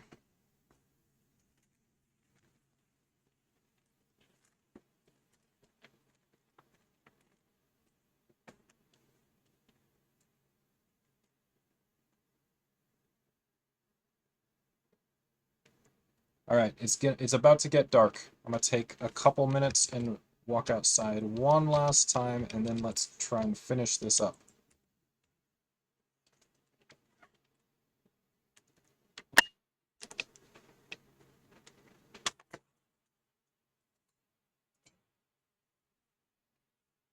Be back in 2 minutes or something like that.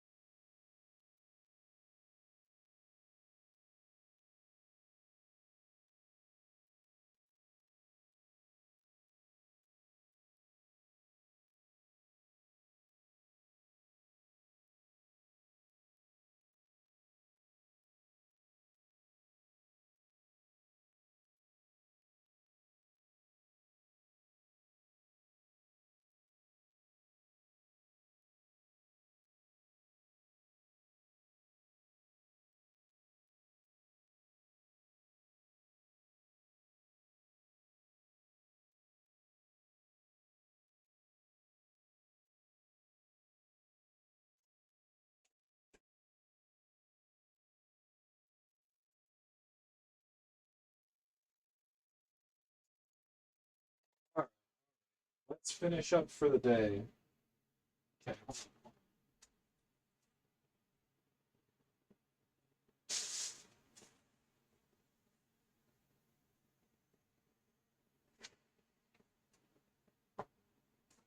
Okay.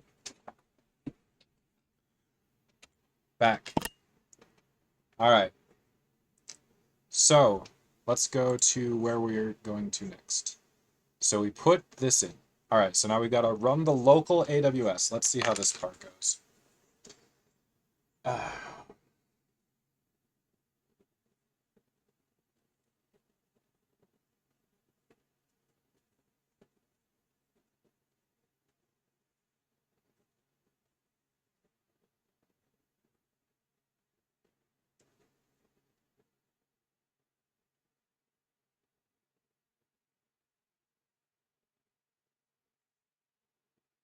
Very interesting. So getting it set up locally is only a part of the battle because we're going to have to set it up on EC2 after getting it set up locally. At least that's the plan. I don't think I'll get to EC2 tonight, but if I finish it locally tonight, then I can start on at least a little bit of EC2 and then hit it hard tomorrow. There's still a good amount of time left in the day, so here we go. Let's try it. We're gonna do docker run this. Okay. Oops. I've done that like 7 or probably like 20 times in a row. Okay. So let's see how long this one takes. So it's gonna download the local stack image, which, if I remember correctly, is a kind of a big one. Let's see how it goes.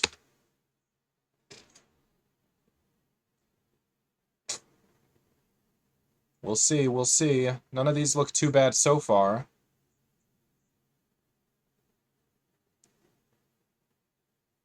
All modest sized. Kinda, sorta.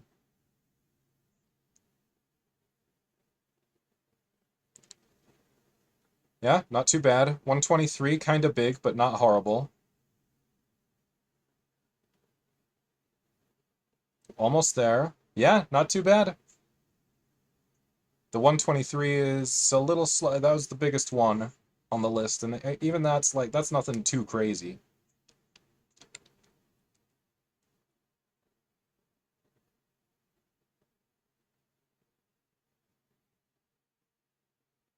Amazing. All right, so what's it say? So we ran this thing. So now if we look at Docker container ls, do we see it running? All right, let's run the other one that they said we needed. Open search project. Okay, let's give it a shot. I'm not familiar with this one, so I can't say whether I think it's big. If I were to guess, I'd say smaller than local stack, but local stack was nothing crazy, so let's see.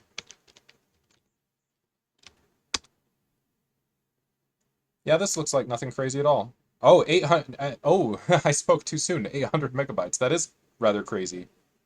Oh well, I mean, it is what it is. 800 megabytes. That is rather crazy.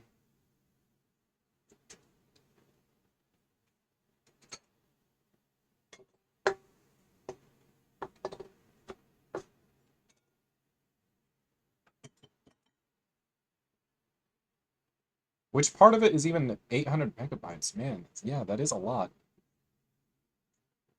Well, what can you do? I guessed it would be smaller than local stack, but no. 800 megabytes.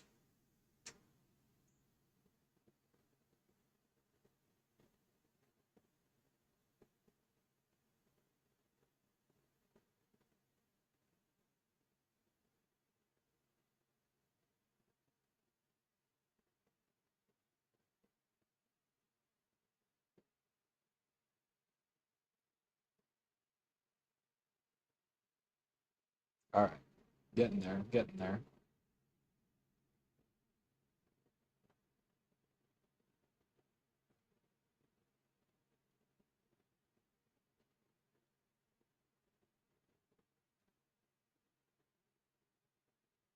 Okay, next. Okay, so now the setup script. So now we do need to, for sure, clone this repo. So let's go into wherever we think.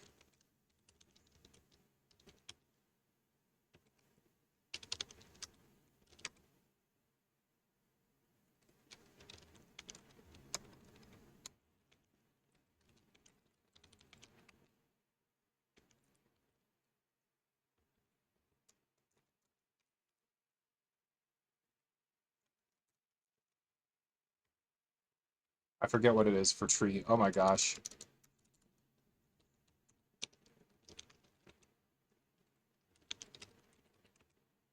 For tree, it is depth. Oh, you just put depth. There's no abbreviation, I guess. Okay.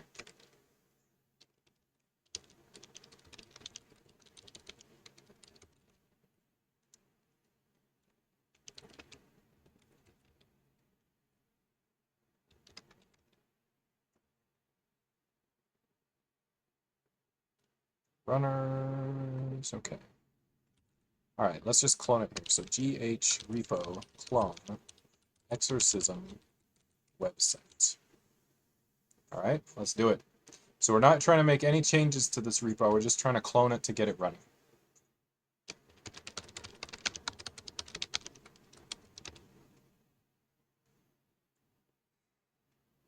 Yeah, so we did the various setup steps, and now we're going to go deep into Rails land, the land of Ruby on Rails, with the bundle install. Let's see what happens.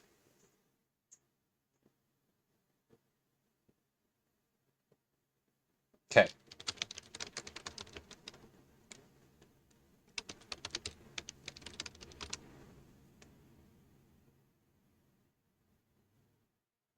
There was an error installing the locked bundler version 269. Your Ruby version is 3.3.0, but your gem file specified 3.4.4? Okay, so I guess we have a choice. We can change the gem file, which they did suggest. Or we could, wait a minute. This was 2 weeks ago? Oh.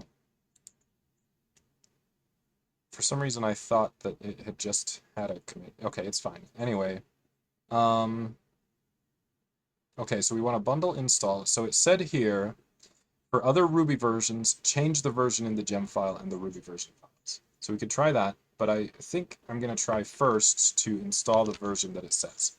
It says Ruby 3.4.4. So if we go Ruby install, whoops, install Ruby 3.4.4,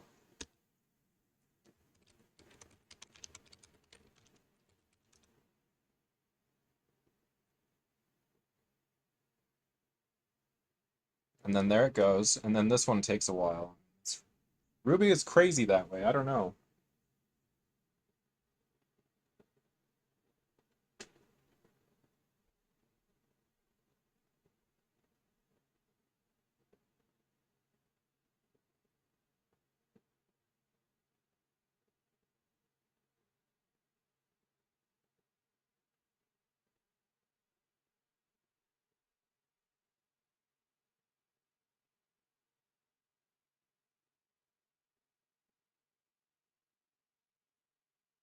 Ruby is always this mess of all these various different versions, and they're usually like slow to install like this too, but whatever. Because they always build all this crap from source or whatever it is they're doing. It's cool that it works, but many other programming languages seem to work, you know, with less fuss, and frankly better. I like the Ruby syntax when it's like divorced from the Ruby runtime platform itself. Like if you use Crystal, Crystal is very nice. Crystal has like the Ruby inspired syntax, and it's very nice to work with. Everything is like statically typed, compiler, excuse me, compiled with a fast compiler. It's good stuff. I haven't messed with it that much, but I haven't really messed with Ruby that much either.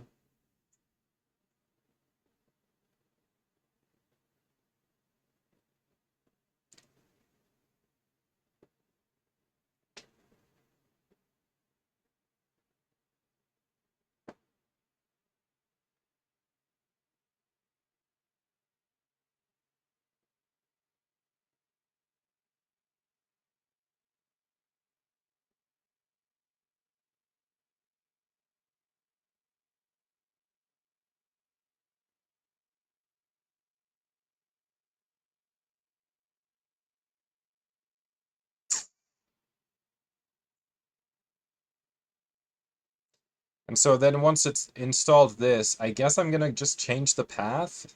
I don't know. Yeah, I guess I'll just change the path. It's probably fine. So just change this to 4.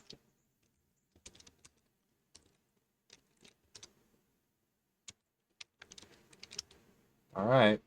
So now if we bundle install, what's it gonna say?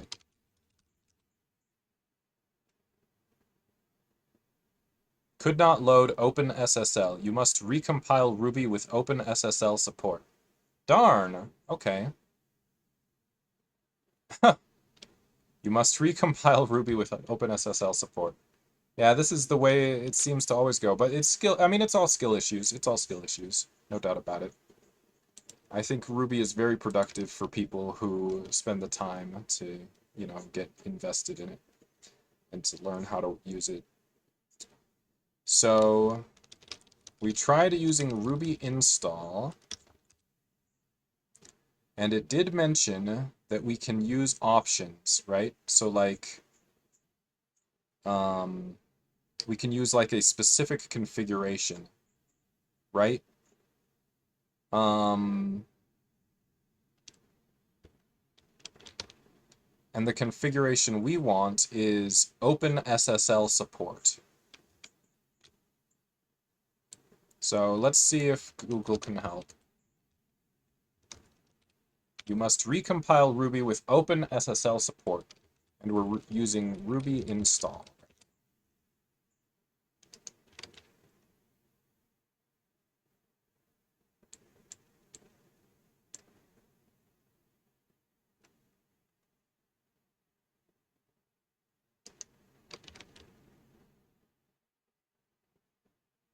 Missing OpenSSL.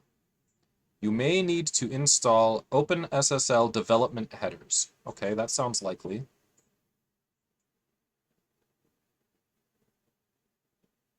Okay, so let's see what this part does. libssl-dev. It seems possible. Let's see what it... Oh gosh, not... That's like the 25th time.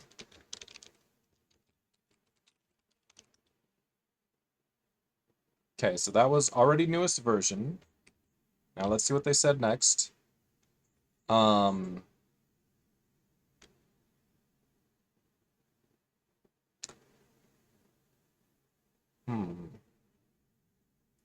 So keep in mind that Ruby... Let's see. Keep in mind that Ruby build tries to detect an OpenSSL version. Let's see. So I was using this. It seemed convenient, but maybe it wasn't as convenient as I hoped.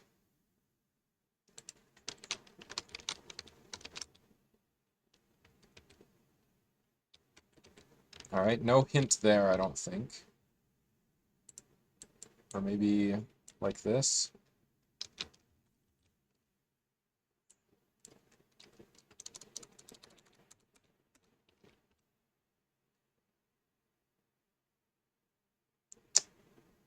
Hmm.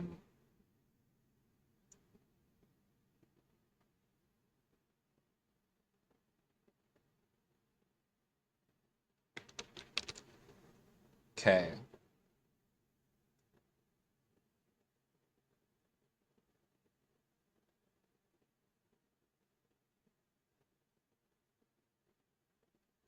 There was an error installing the locked bundler version 269. Let's rerun with the verbose flag now. No, not that.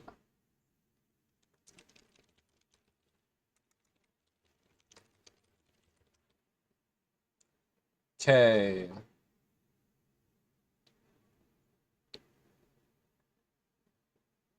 Bundler fetcher SSL error could not load OpenSSL. You must recompile Ruby with OpenSSL support. Okay. OpenSSL 340 not found.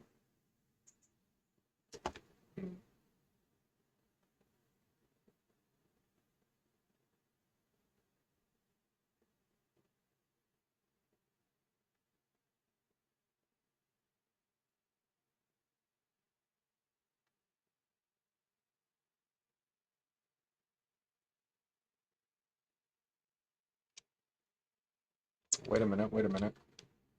Is there any other hint here? So we do bundle install, and then there are exorcism env.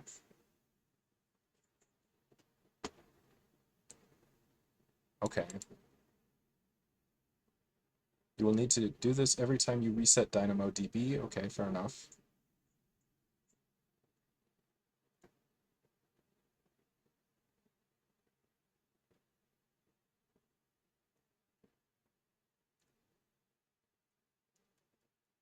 Okay, well, I'm pretty sure this is just going to say that it's not ready, but it's like 26th or something time.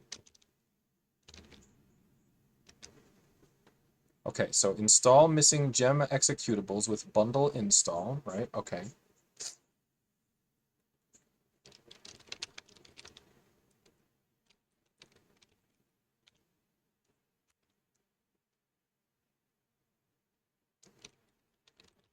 So we tried this, Ruby install Ruby 344, but it was no good. Let's look online again. So Ruby 344. Okay, right here, let's look.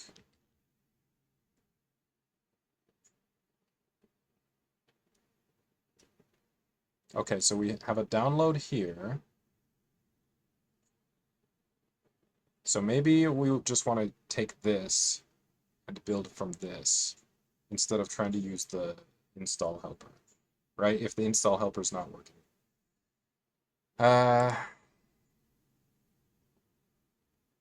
Yeah, I mean, we sure can.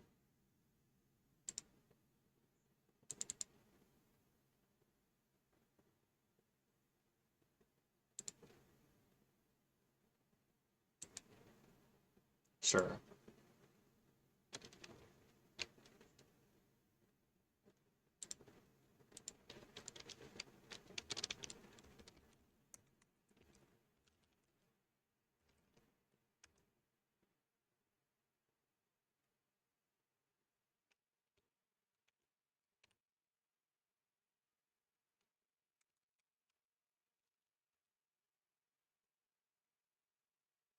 Should we try configure? There's not any bin in here, is there? Let's try configure.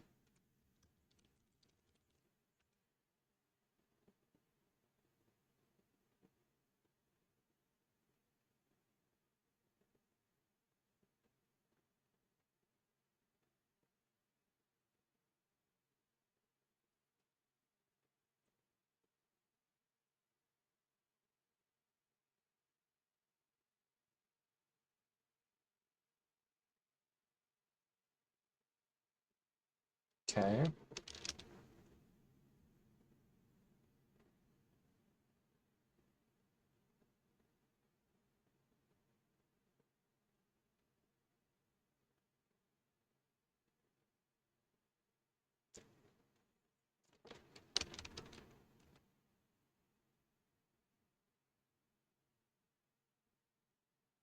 All right. See if this is any better. I mean, I don't know. I mean, it's doing the same thing that the install helper did, I think. But the install helper, I guess, built it without OpenSSL. It's a shame, but okay. All right. I'm gonna grab another can of fizzy water from the fridge. Last one.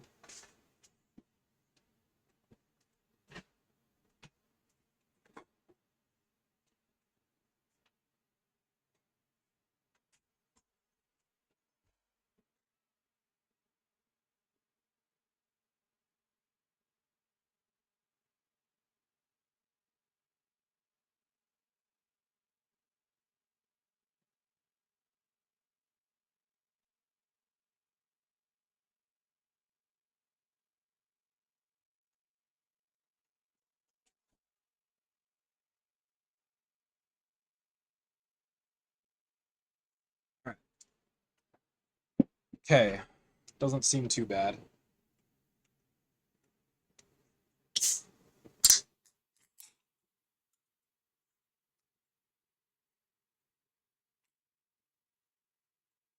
This is one of the weirdest parts of the process overall. Um, weirder because if it gets to be working locally, then the next step is to get it working on a cloud machine. That's going to be great. On a virtual public server or whatever they call it. Is that what they say? VPS? I think it's... Is it... So what makes it private? That it's that you only have access to it, right?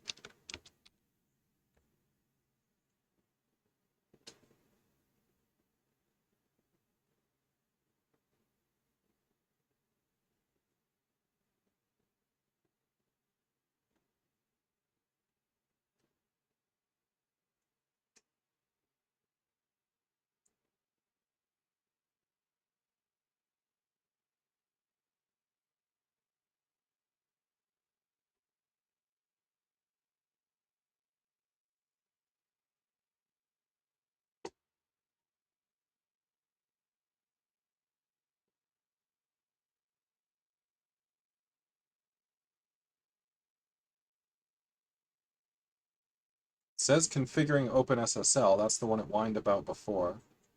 Let's see if anything untoward comes out or unexpected. It's sort of stopping there. Let's see, let's watch.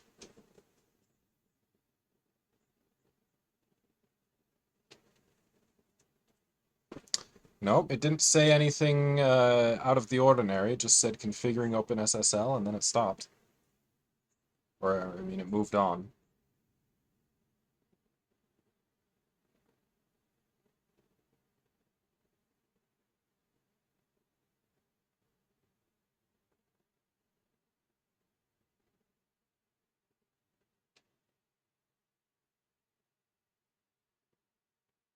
Look at my phone here.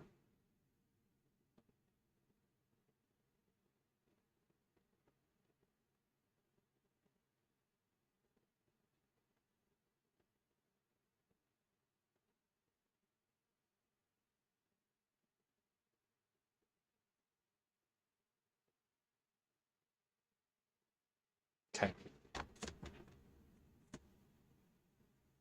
So I don't know, does it seem fine? It seems kind of fine, but I mean, it does take a while.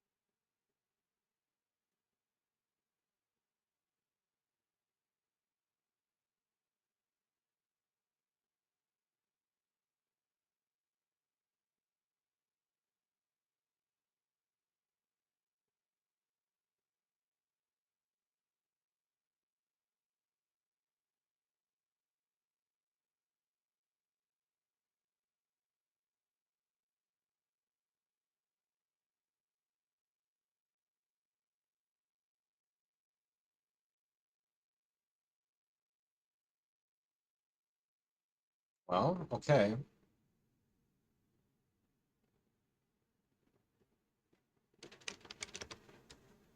So did it add a bin here?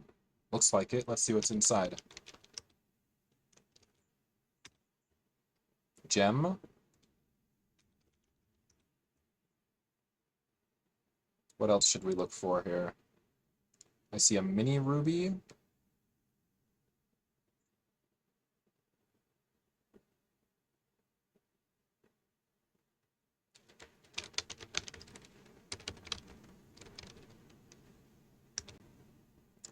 I see a doc ruby, test ruby. Oh, wait. It says ruby right there. Or is it? Oh, right here. Okay, cool. So, I guess let's move this out of temp then and into, I don't know, someplace else.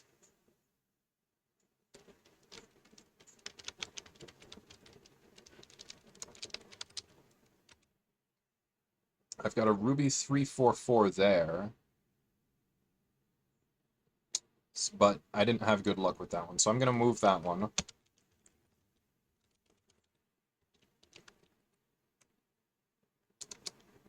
Oh wait, how do you move the whole directory? Hold on.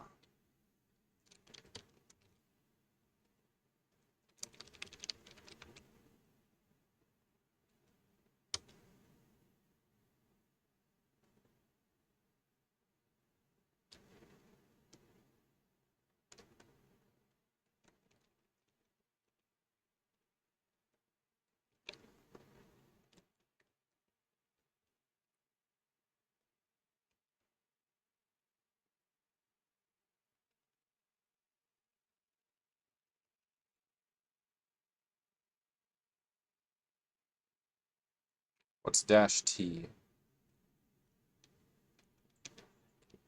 Target directory. Move all source arguments into directory.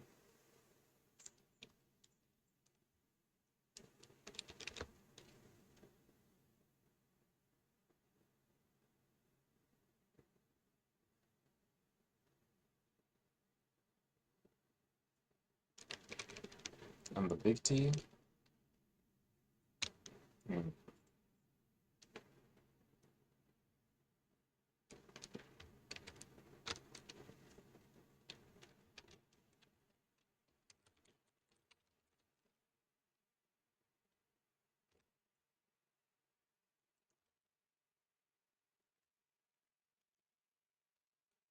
So we're going to move.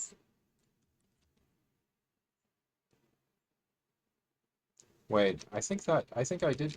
Oh, okay, I didn't know that.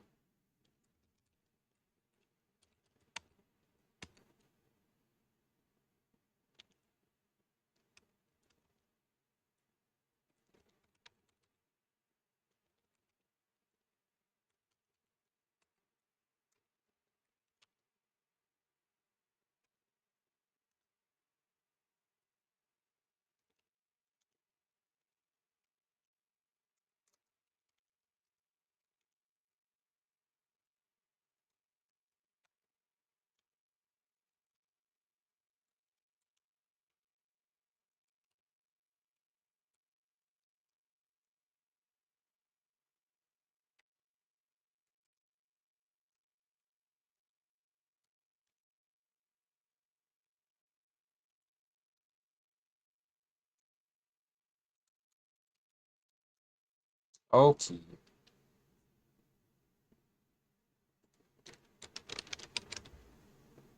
Okay, 330. So this is the one that's supposed to be there. So where is Ruby now?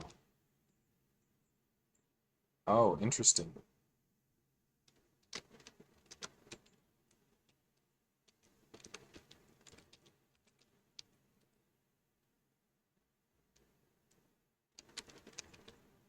Take that one off there for now.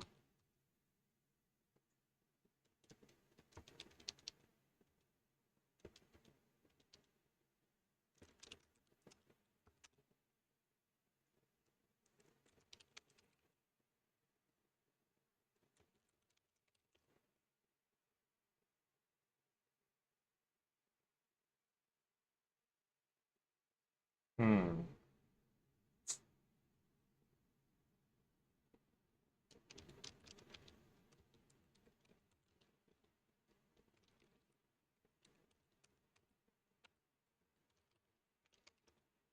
So that's the one I want to use right now.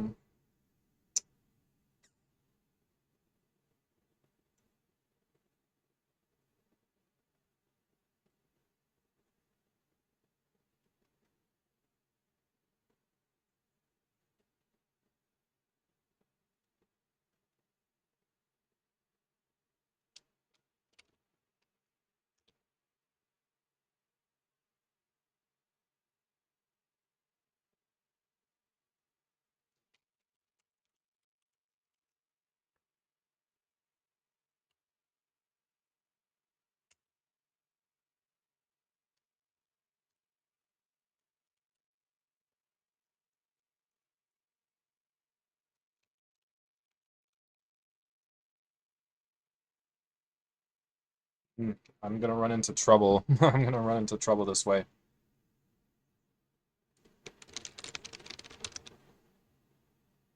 Hmm.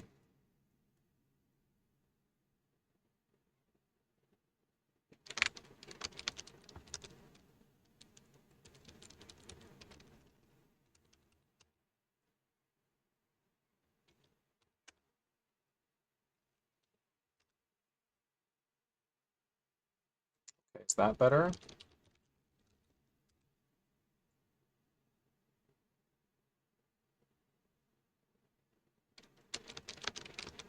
I have 344 here.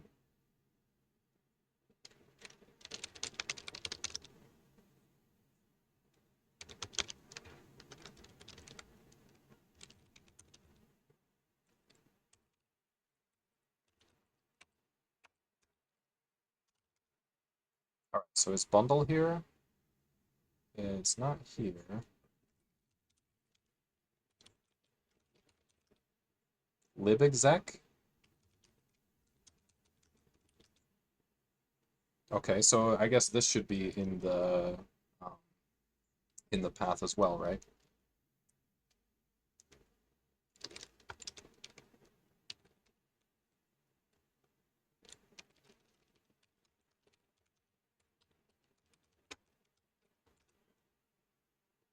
Seems that way.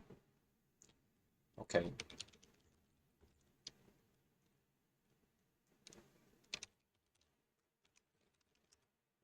Ah, this is different.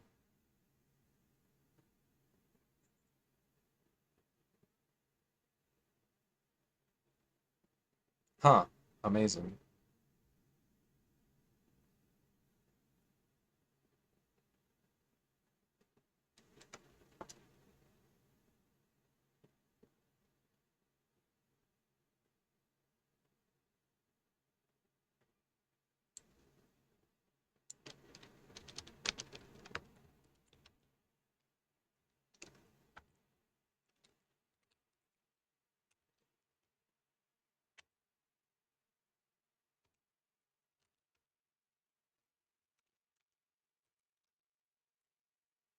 Okay, so it said Ruby gems, right?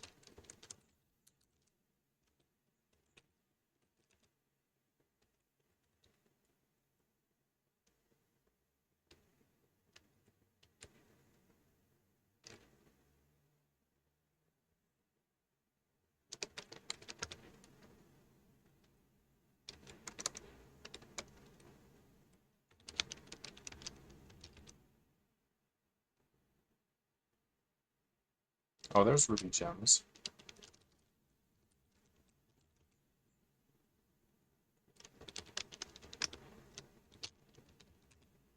I've messed up the whole darn thing for sure. Um, I think a lot of times this stuff really works well and smoothly. Like, I mean, I've definitely run Rails apps on this PC before, on this computer before, but it was earlier this year.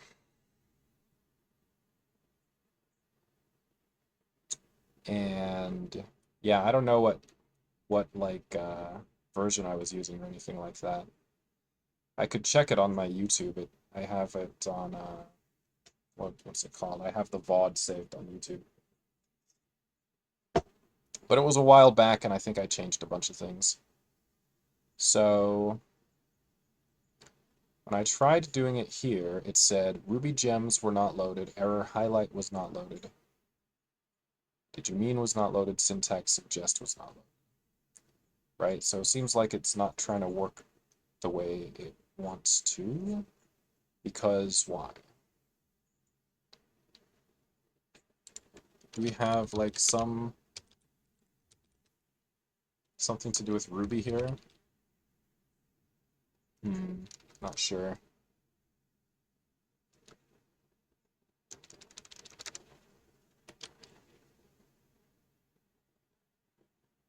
And did I try searching this on Google?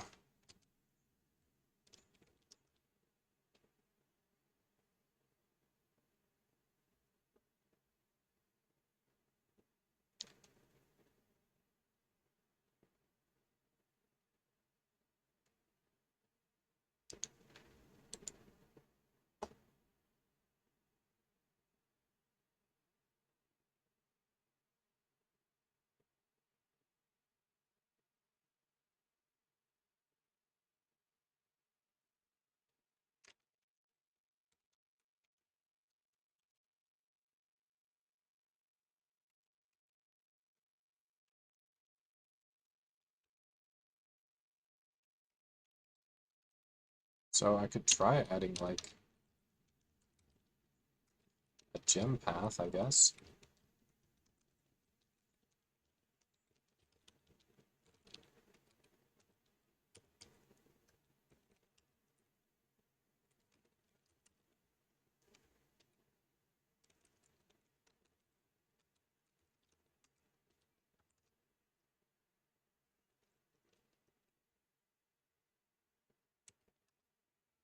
Okay, so if I were to go to there,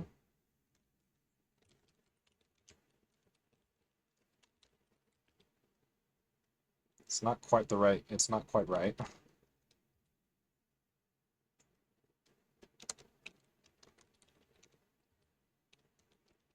There is lib, and then there's Ruby gems. Wait a minute. It said no such file or directory.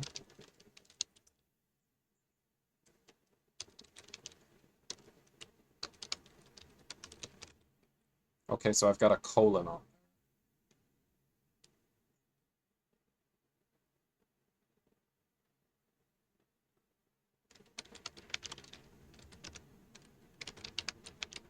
I think it's going to say the same thing. Yeah, same thing.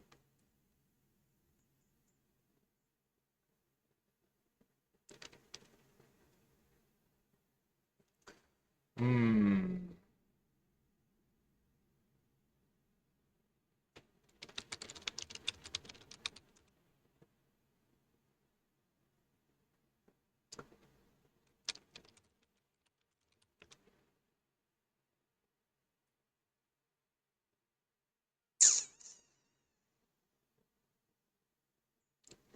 So 345, we could try it with 345. Let me decide here. So I guess we want to get rid of Ruby install because it didn't help.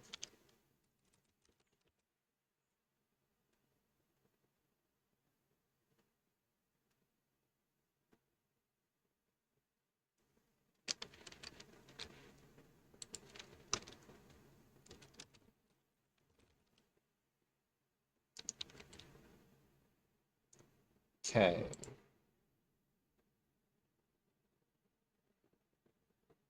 Requirements and install was here.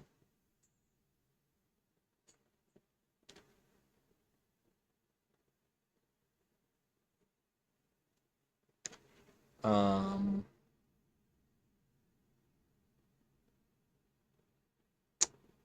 Maybe I'll just leave that alone, but let's go in here and get rid of these things.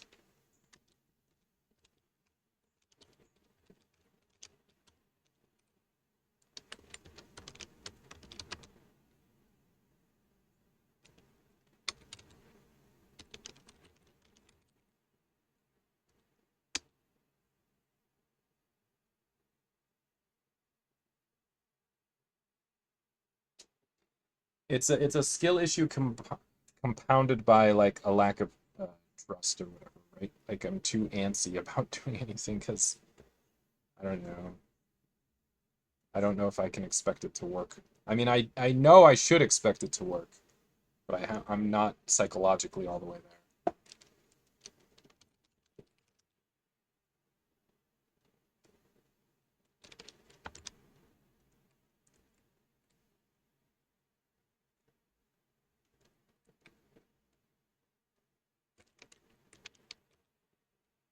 Okay, so this is the one from Homebrew. Okay, now let's change the gem file, because they did suggest that, and I think the time has come.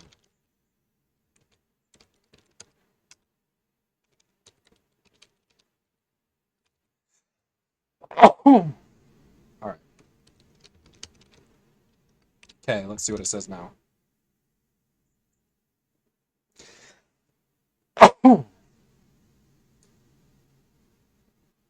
Better. Okay, let's do it this way. Oh my goodness gracious. Hmm. Yeah, wild.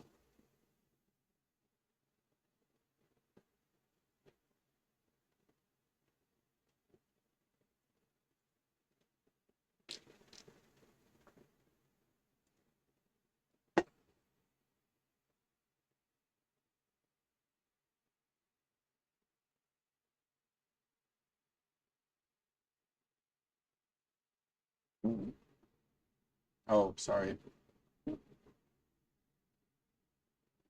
Anything but RuboCop. Actually, you know what? RuboCop, when it is working, is nice. But I just found the thing broke so many darn times. I remember that one breaking more than anything else. It's super nice when it's working.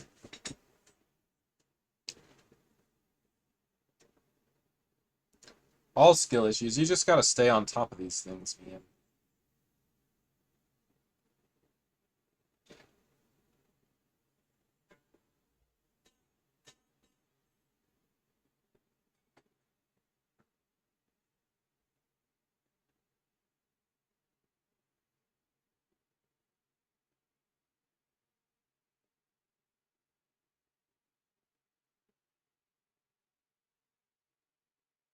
Rubocop Rails 2320.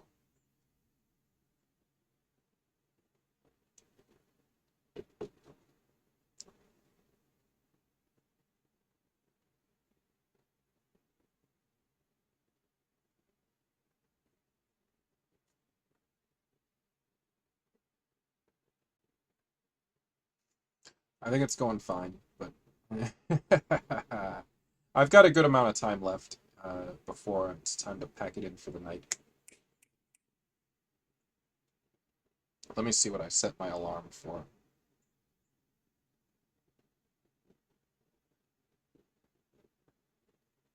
It's set for 5. I'm going to change it to 4.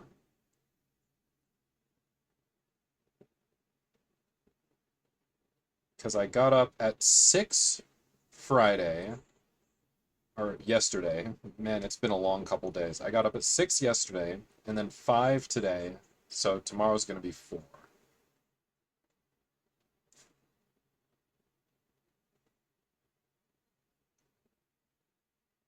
Alright. I think we might be almost there.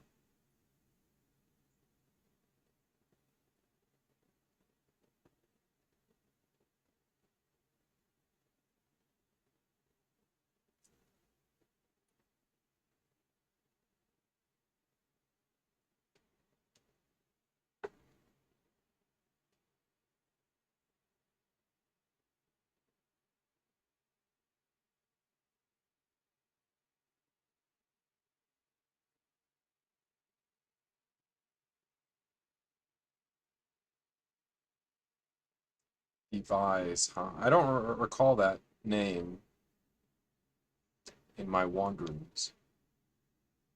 I would have seen Dependabot warn me that, hey, there's a, what do you call it? A security vulnerability advisory. I don't recall ever seeing one for Devise. The ones I remember the most are the ones where you always see security vulnerability advisories all the time.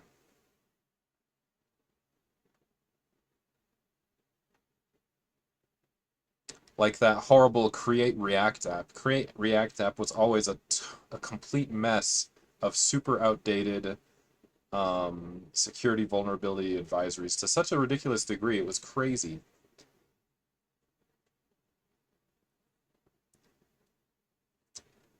So you quickly realize that using Create React app is not the way to go. You know, you just want to create your React app without using the Create React app script. I don't know if the pros use Create React app or not, but it doesn't seem like they.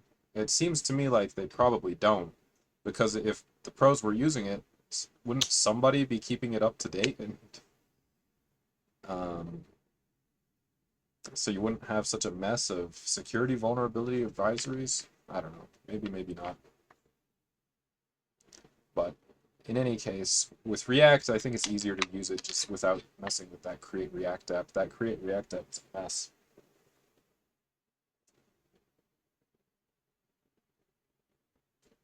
Still at Devise. It's been there for ages. That's craziness.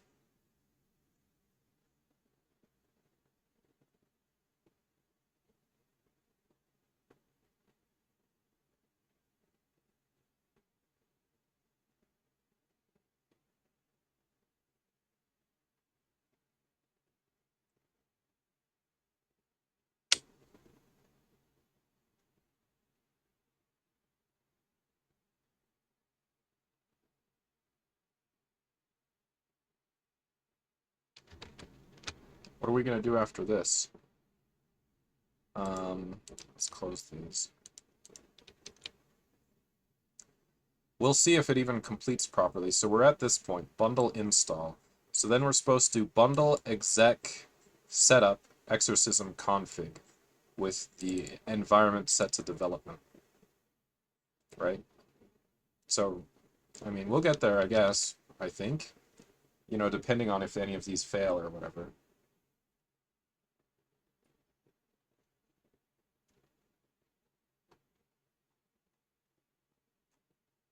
It's just one thing after another. It's not calling anything to attention, so that's good. At least I don't think it is. Oh, man.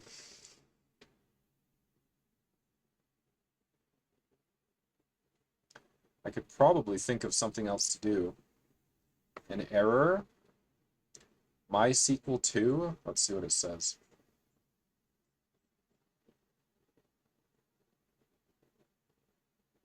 So devise finished. Then we came to something here. So it looks like there's a hint here.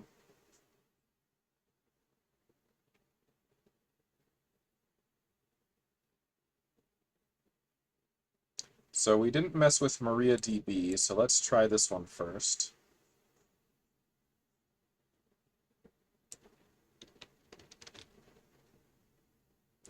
And then after that, I guess we just try bundle install again.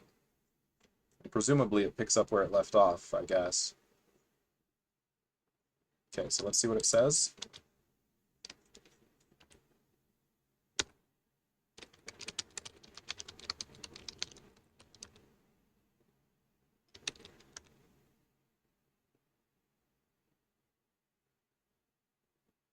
Okay.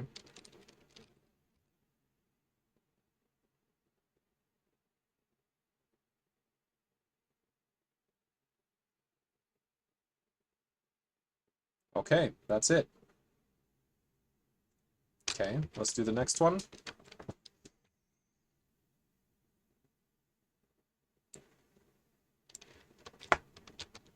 Ah, man.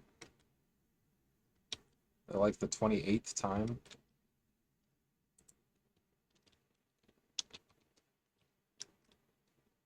Okay, let's see this one. Set up exorcism config. Okay, not bad.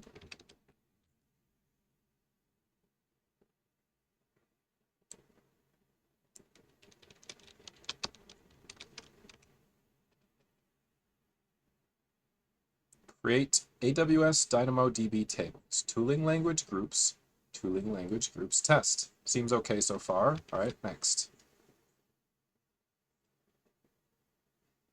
Okay, so this is Mac specific. Let's skip over it. So let's do this one. Overmind. Let's take a look.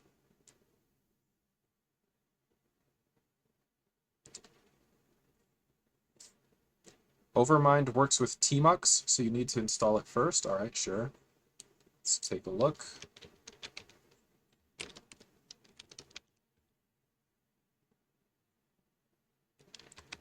Okay.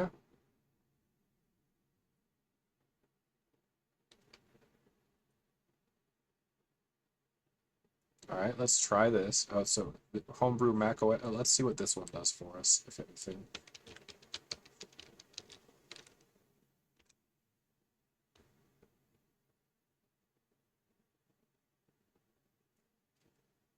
Let's see what this does for us.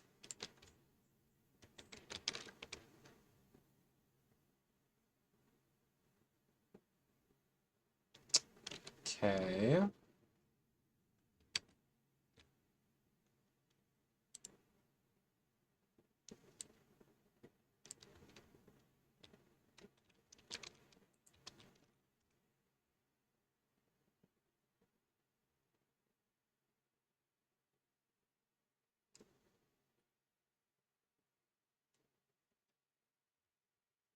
Let's go back and look one more time. I think we're good with this.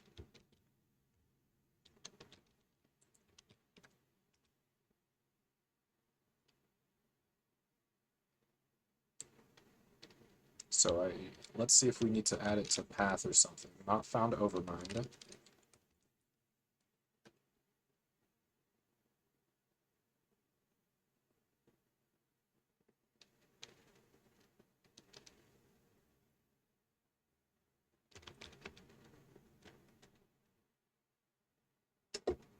All right, let's see.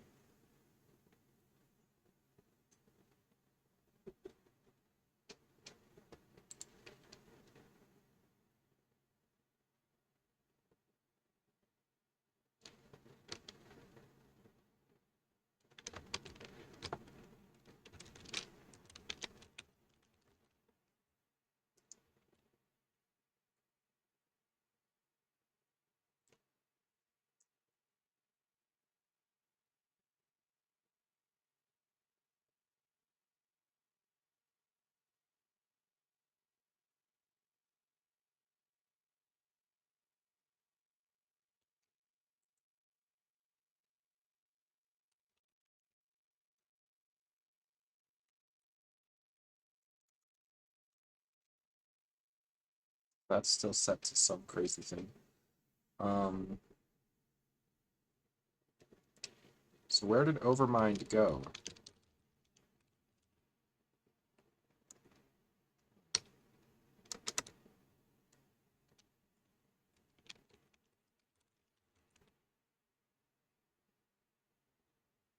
Right in there. So I guess we add this to path, right? Seems straightforward enough.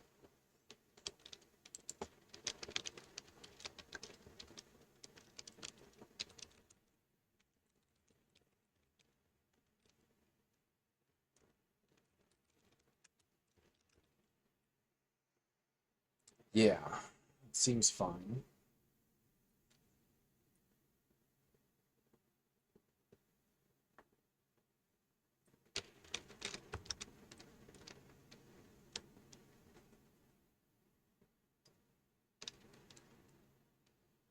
Seems like it's getting slower and slower, though.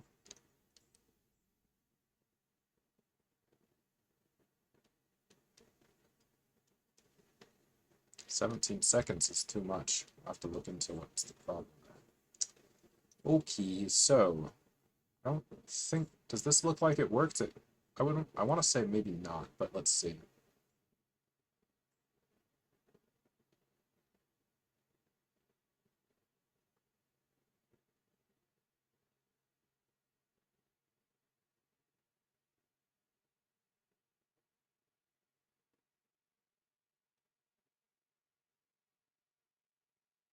Maybe it's fine, I'm not sure. Let's see what it said. Did it tell us what we're expecting? To get everything started, you can run this.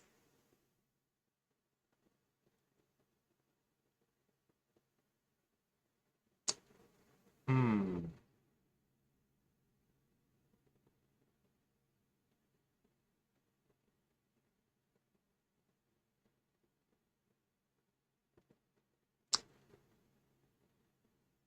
Interesting. So running the local servers executes the various commands.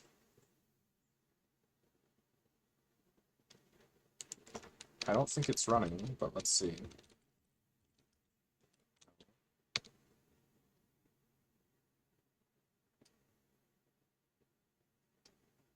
Okay, so we did something like this.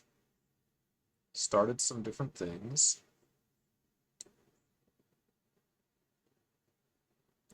In the end, they all exited with code 0. So code 0, I think, is good, but I thought it was supposed to maybe like start the server.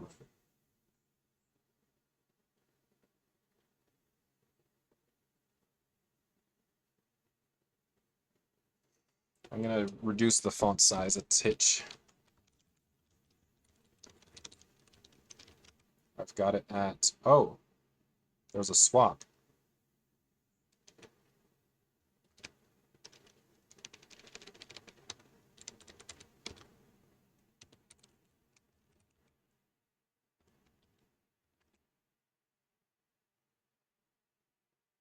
I'm gonna do another one.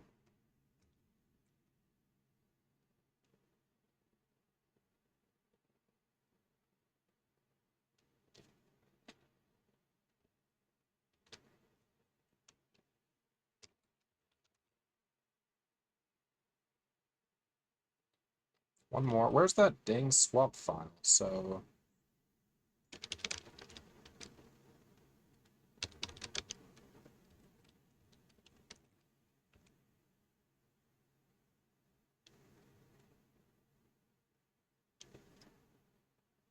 Oh, I think it said where it was.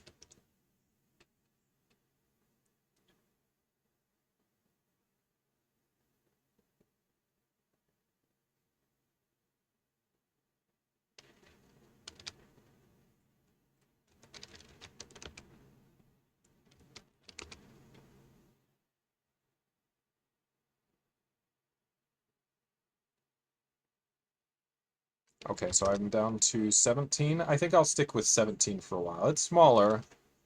Um, I think I'll stick with 17 for a while. I might go back up to 20, but for now, 17. Okay, so let's see what other information here. We might want to do that. Um, we might want to do this. Let's look at this one. Wait a minute, wait a minute. Let's look at this one first. Bundle exec Rails test, maybe. Let's see what it'll say.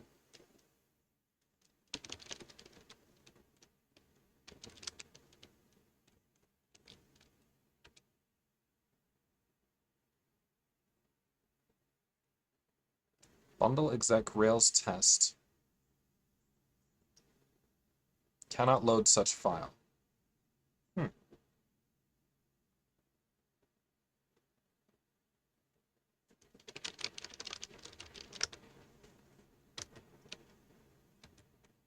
How did I lose install? How did I lose the last L off there? Hmm. So how come I thought that that was okay before, but not now? What happened?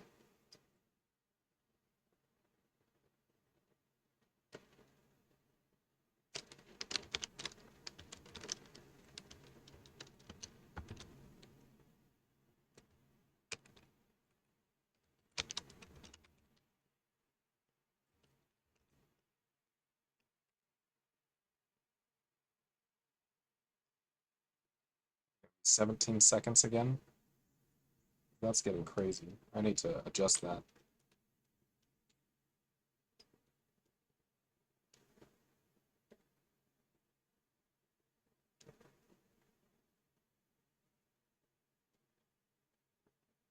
"23. Worse and worse. Cannot load such file."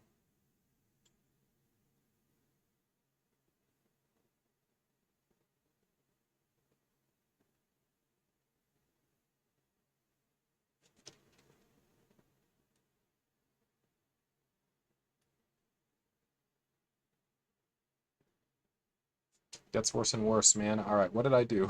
What did I do? No, it's not getting worse and worse, but it is kind of getting bad.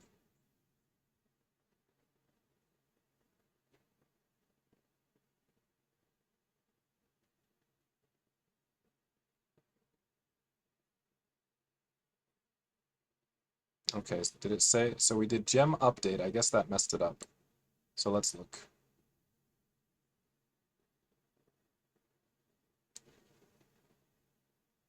Hmm.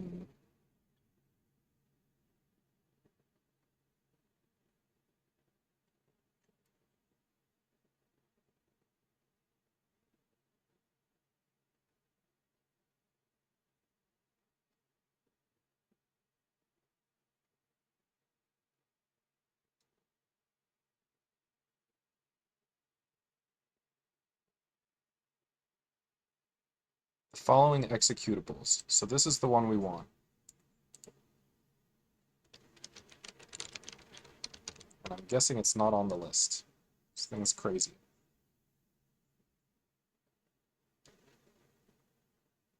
The one we want is presumably the one that it mentioned here.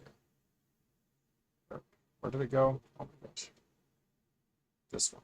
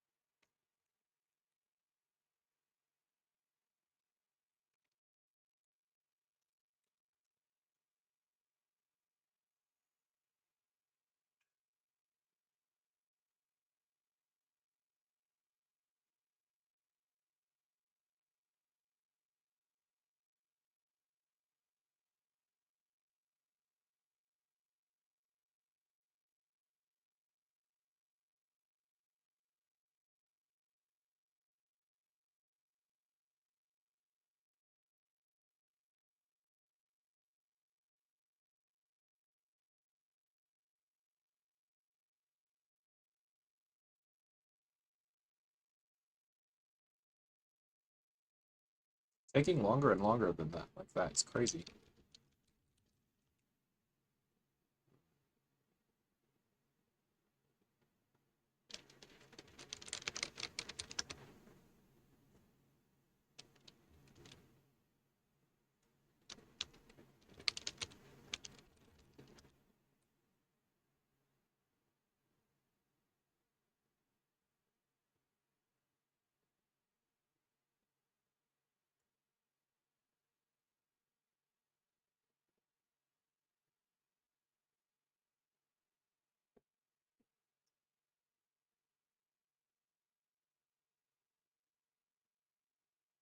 All right.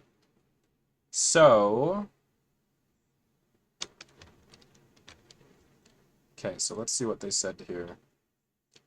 We're gonna do, well, I guess we want to see what this says.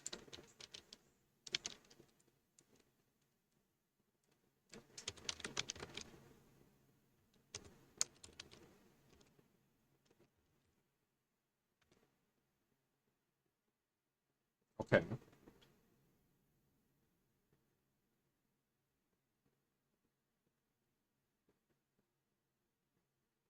It's definitely complaining that something didn't work, right?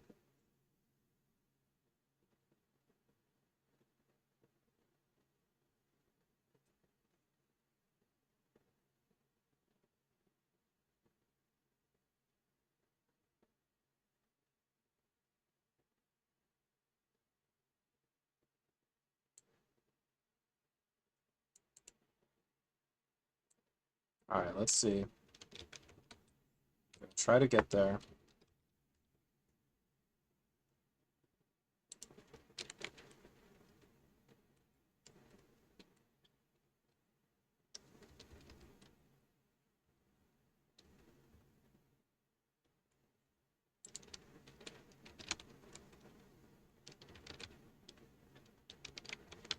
So it's Ruby gems. Okay. Ruby gems troubleshoot.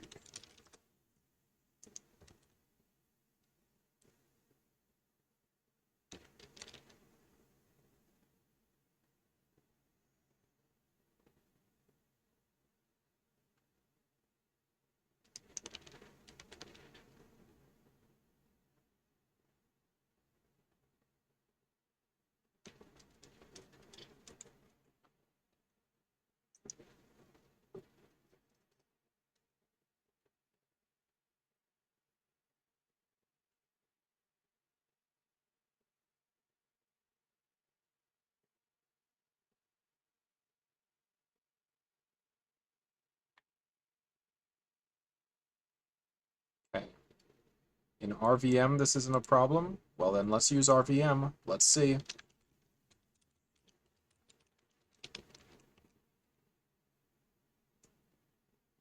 No.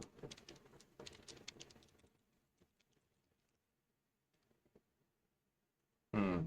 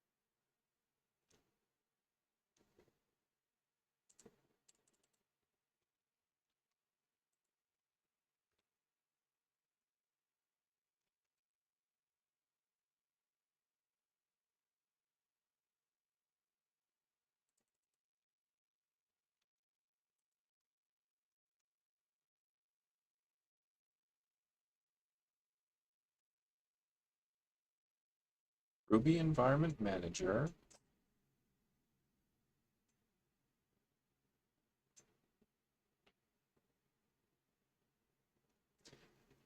Interesting, interesting.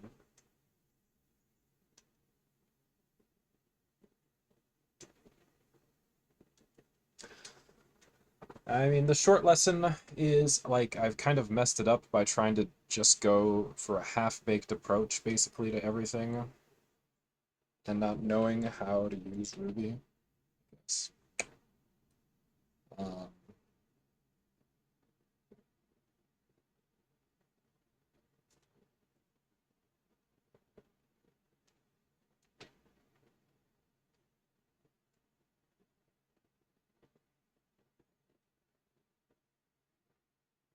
I thought RBENV was going to be okay, like yesterday.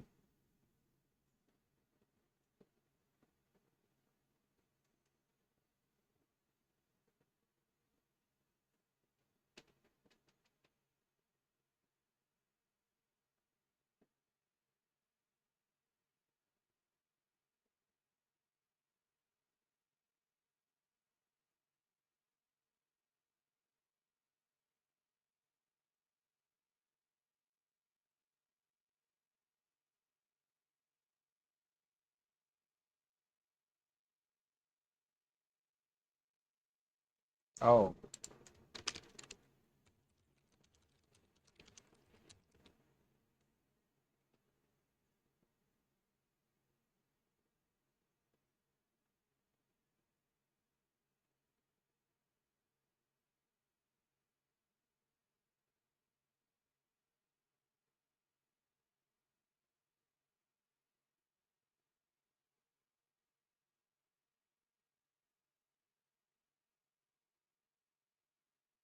all right, let's look.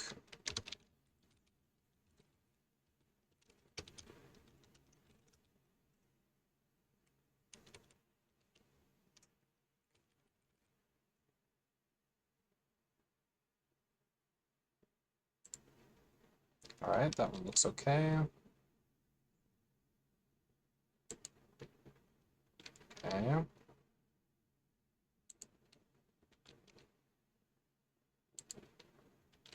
Sure.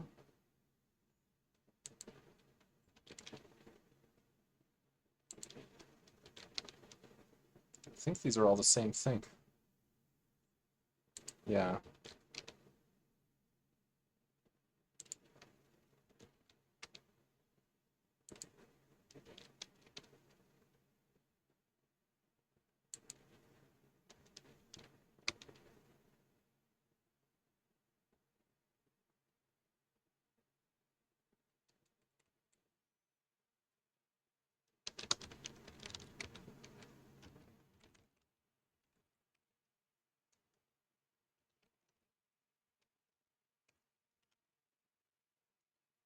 Oh no. Okay, so I think this one has a problem, this jammy.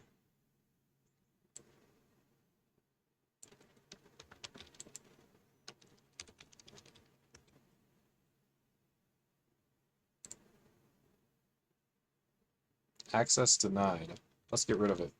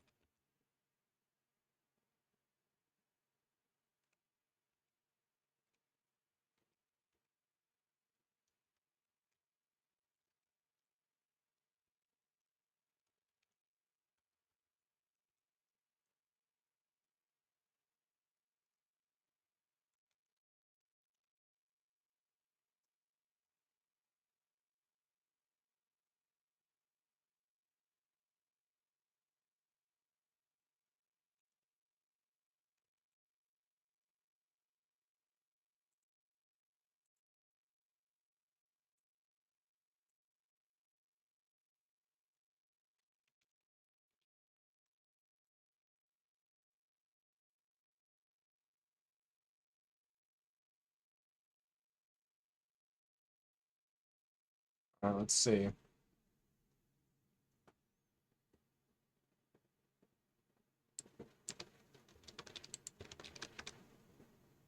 Okay, so we want to resolve all these complaints, basically. So here's one. So we want to get rid of that.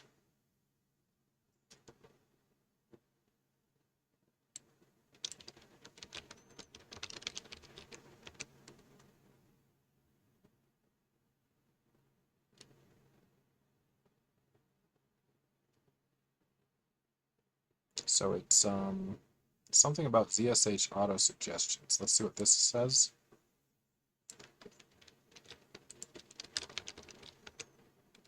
Yep, that's it.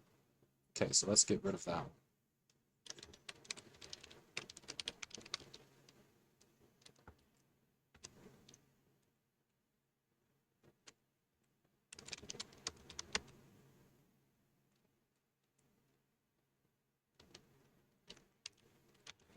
It's a pretty big spider on the floor. Oh my goodness.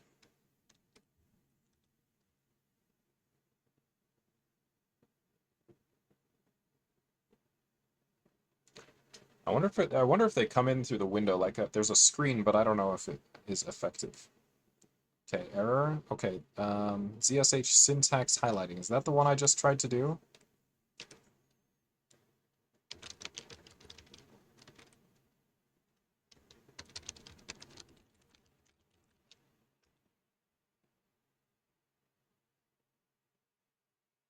No, I tried to do ZSH auto suggestions. So this one is error ZSH syntax highlighting. Okay. Let's try.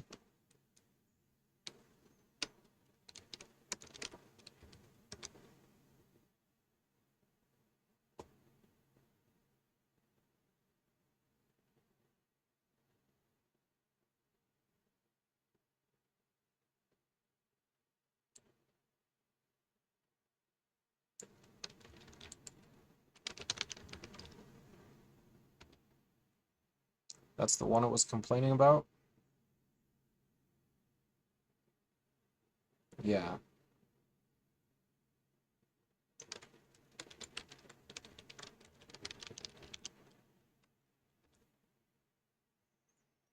Hmm.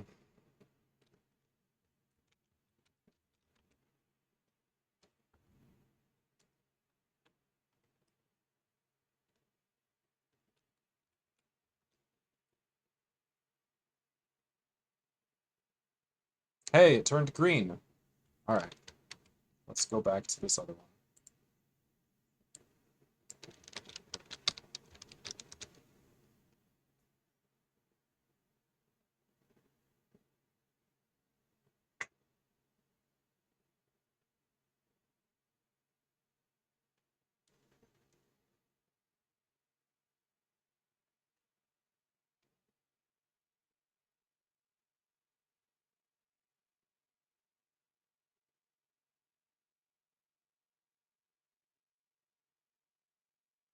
Yeah, so I often get the impression that the Ruby world is a complete mess, but I don't know. It's probably not as bad as all that. Like, it's different with Elvish, for example. Like, Elvish is small. The community is quite small. It's more obscure. Like, before yesterday, when I actually started working with it, I didn't think it was as obscure as I think it is now. And I mean, I don't know about, like, I don't have any survey information on, like, how many people have tried it. It seems more obscure. Like, there's just not a lot of information out there about it. Um, it seems really slick. It seems like a nice language. So, I wonder if there's a reason that it doesn't get more attention. Like, I haven't seen any particular information about it. I saw one blog article that was very half-baked, and they said, these features are not anything I can't get elsewhere. Um, which was a strange take. Okay, so the error is, okay, well, let's take a look.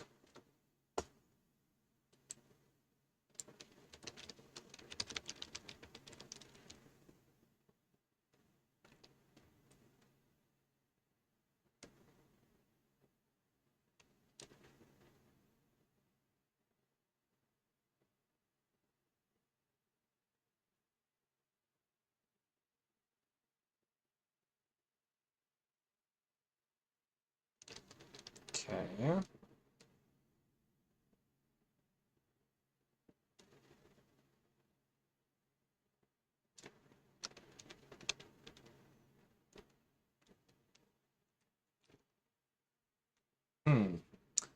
Make uncommon Mark 300 build extension error 2. Well, I don't know what to think about that one.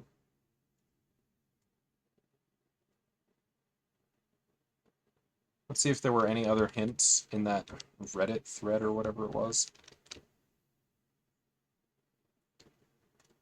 I was trying RBN. Okay, so I've basically screwed up everything. Not this one yet, though. RBENV, it didn't have anything from the Ruby 3 series. It had it like up to Ruby 2.7 or something. Oh. It looked like my phone was like listening in on me. I wonder why it would do that. Like Siri had turned on. I don't usually see that.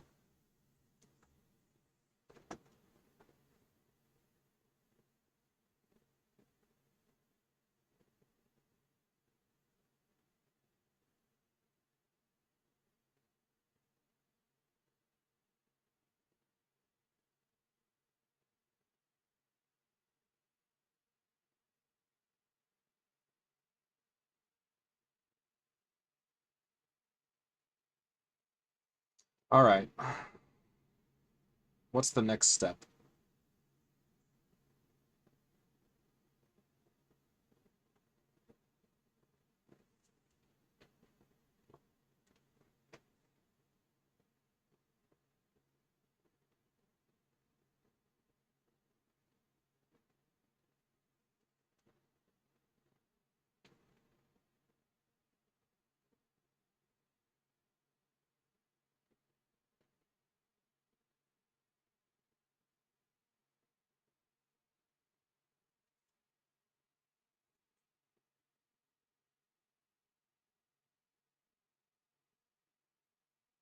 Not sure what the next step is.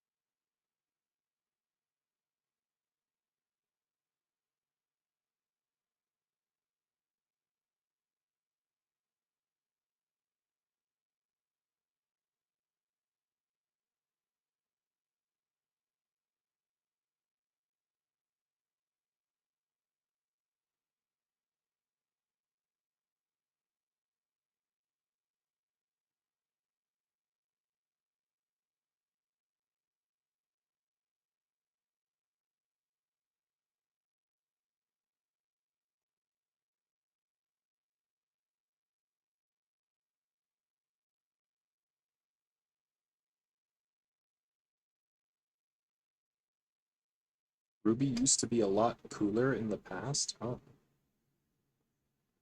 Well, I don't think there's any problem with it. I think I've just gone skill issue and tried various things and they're half baked and nothing works.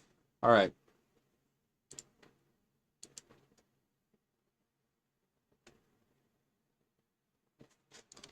Okay, so let's go back. So let's go snap list. We have Ruby in here. We have RB in here. We have bundle. I think snap is clean.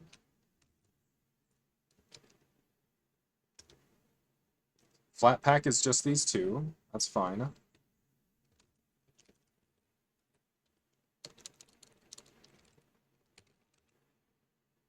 Okay, there's a whole bunch of Ruby here. Let's get all of them gone.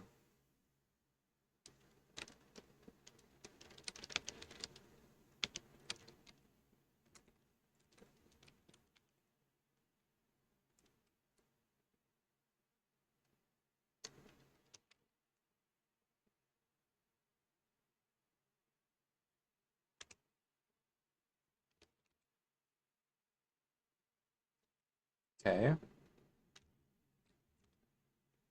Okay, so there's fewer.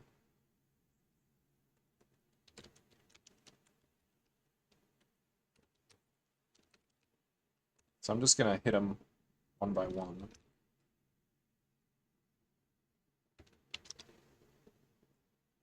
Ruby Builder, let's get rid of that. No, forget one by one. Let's do like a few.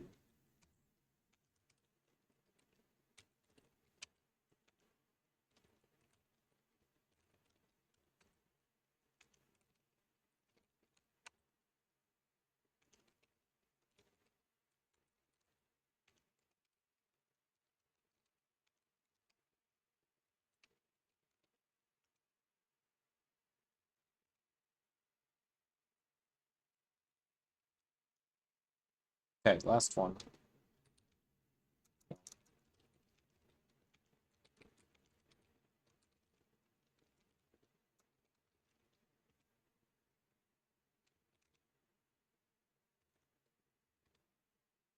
Okay, so nothing about Ruby. RB. Okay, these, well, okay. Vorbis, Rubber Band, Thunderbird, KRB, Turbo, KRB. So these are nothing to do with it. Okay, let's look at Brew.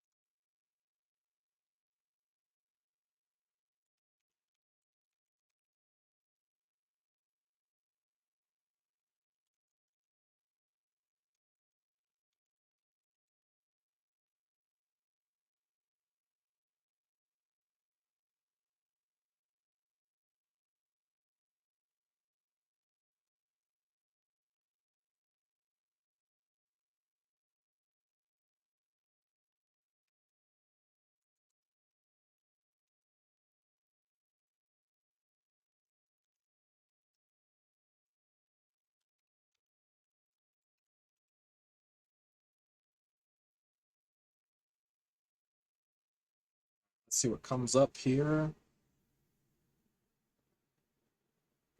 I don't know, maybe it'll be better when I restart the computer. I'm not making much progress now, and I want to keep going, but...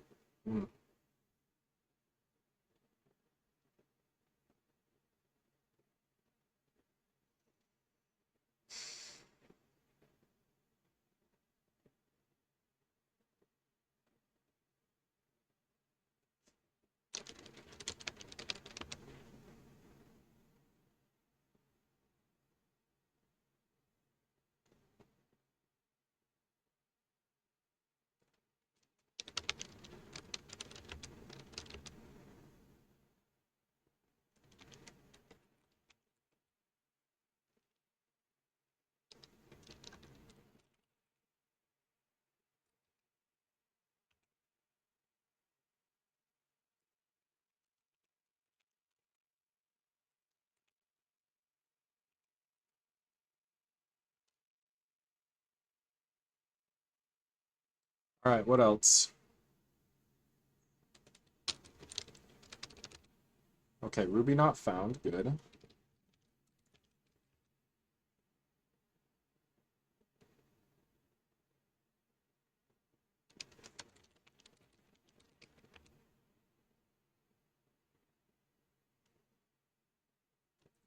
So I feel like the way to go is through Brew, probably. At least that's what I've had the most luck with.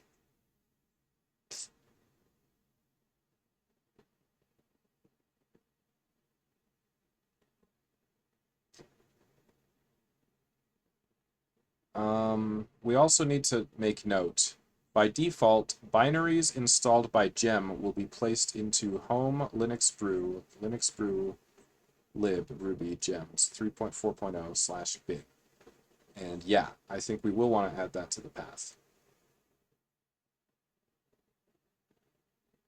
I feel like I'm driving myself crazy doing like this. Okay, so let's see this.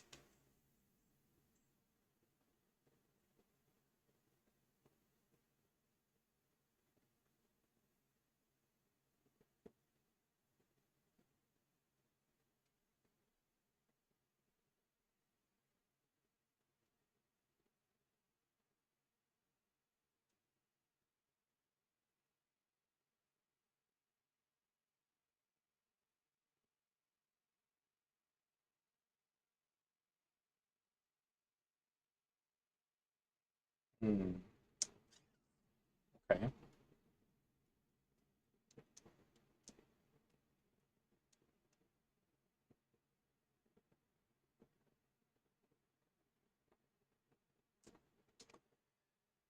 All right. I guess try again. I mean, I don't know.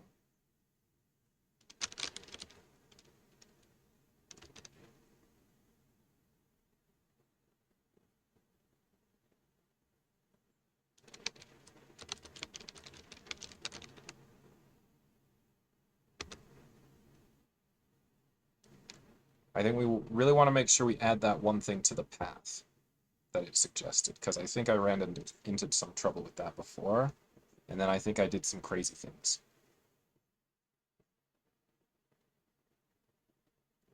So I mainly just want to stick to like what's going to work well. So let's grab this and add this to the path.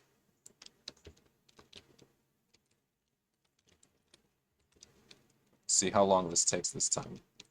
So let's not do that. Oh, wait a minute. This kind of looks like what I just grabbed. But is it different? Yes. So let's not do that.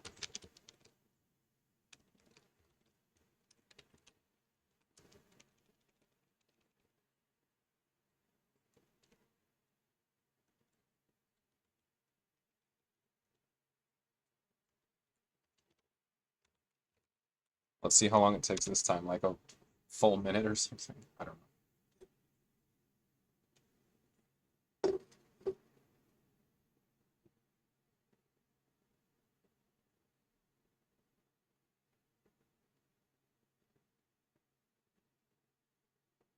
I feel like I'm not ending strong.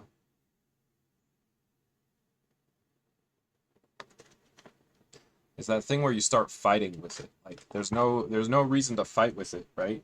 Just do it right in the first place. Don't fight with it. That's the way to go. But I didn't follow that advice this time, that's for sure.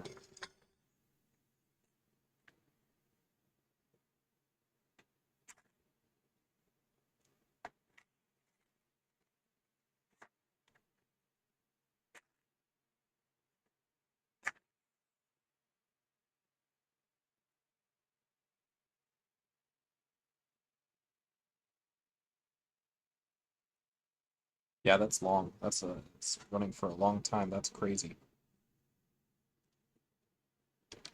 All right.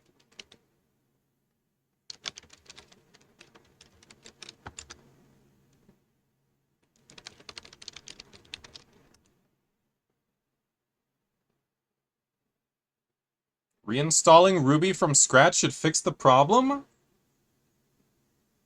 Oh, that's crazy.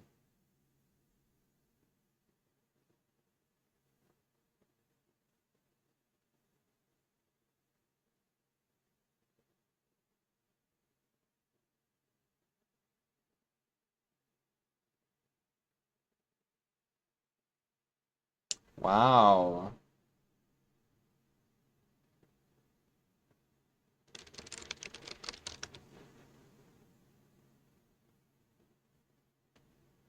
Okay.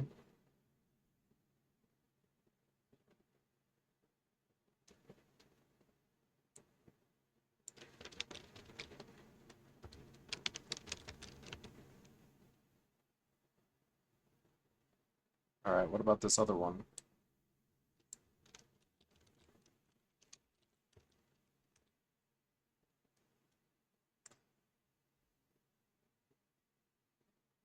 This can be caused by reinstalling Ruby without removing previous installation, leaving around an upgraded default version of Bundler. Reinstalling Ruby from scratch should fix the problem. Well, yeah, unfortunately, I don't really know how. I've been trying to learn, I guess, this whole time.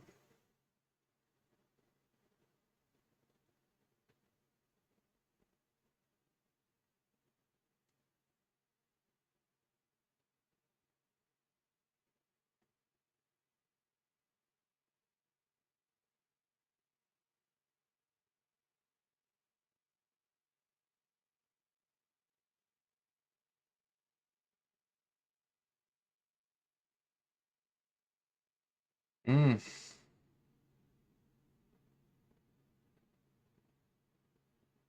okay.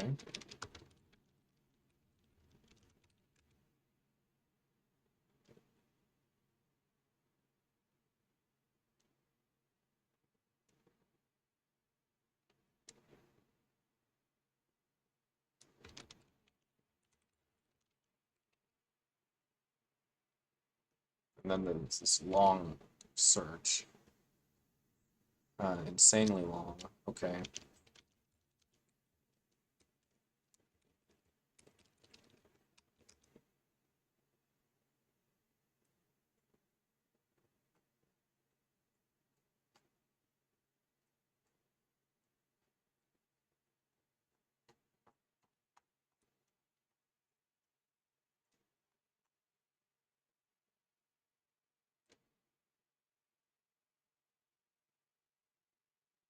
Hmm. Not sure what to think about that.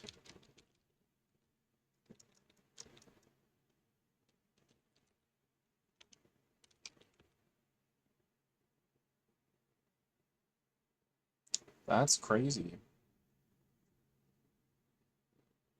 Hmm. All right, so I think let's go back to RBENV. So not this one.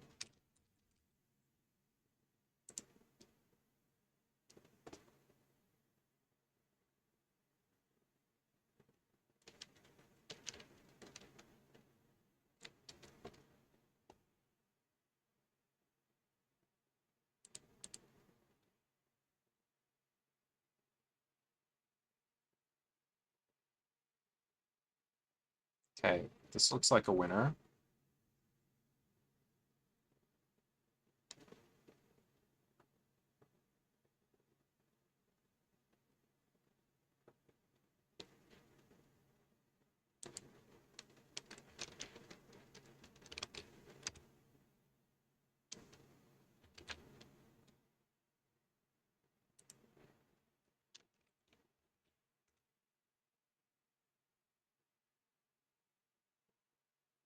Oh, so it says.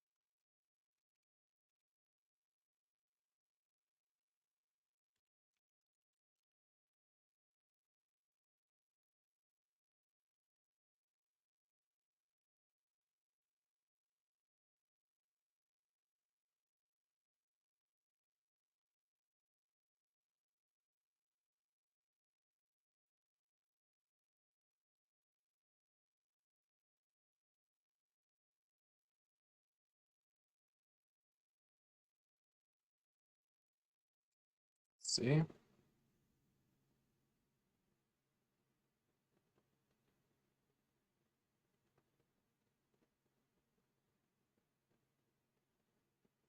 Ruby build plugin?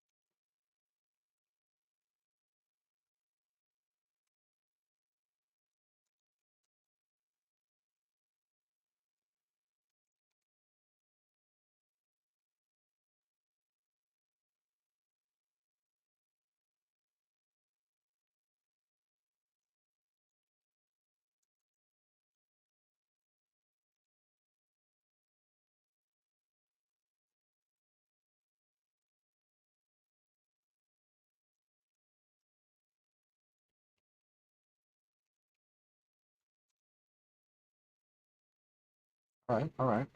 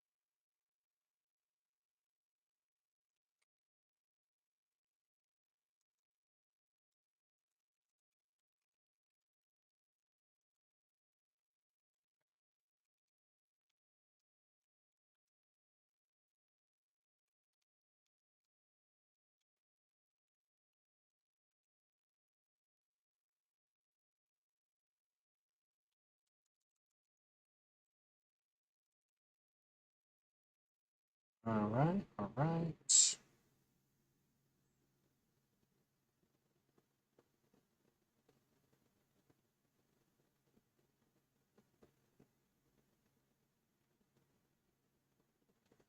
Man, this is totally crazy. I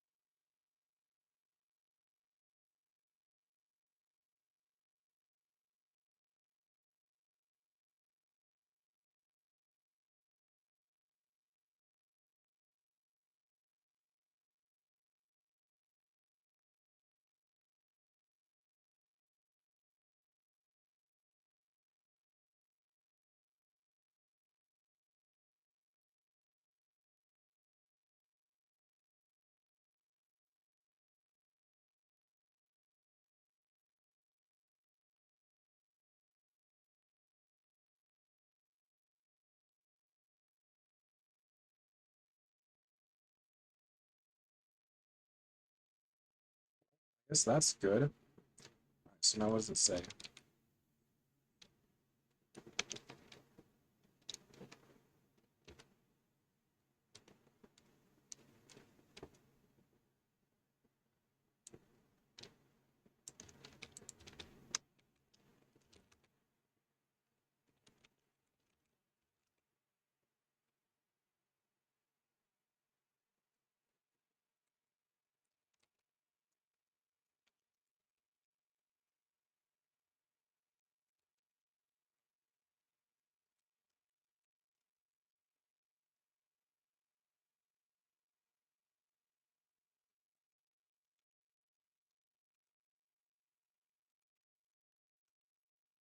Okay, here we go again. Let's see what it says. You must recompile Ruby with open SSL support. Very sad.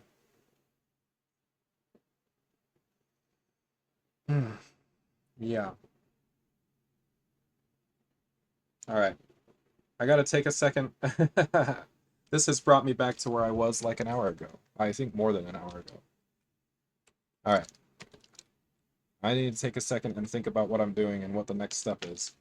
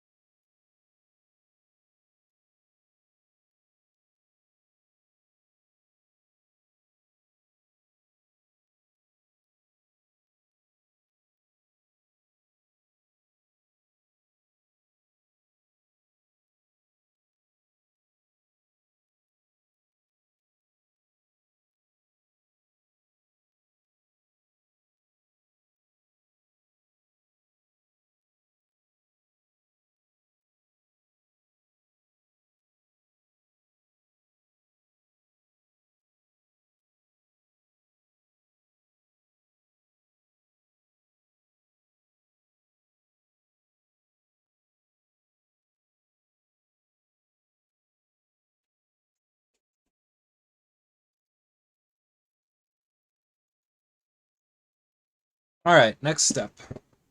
Let's figure it out.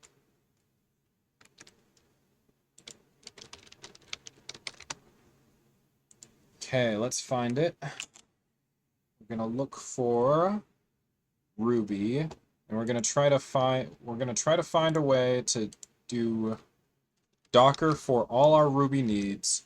We don't want to install Ruby. We don't want to install anything that has to do with Ruby. Let's see what it says here. So here we go. 1 billion polls. Let's see what it says. What is Ruby? How to use this image? Interesting. So create a Docker file in your Ruby app project. Put this file in the root of your app next to the gem file. You can then build and run the Ruby image. Okay.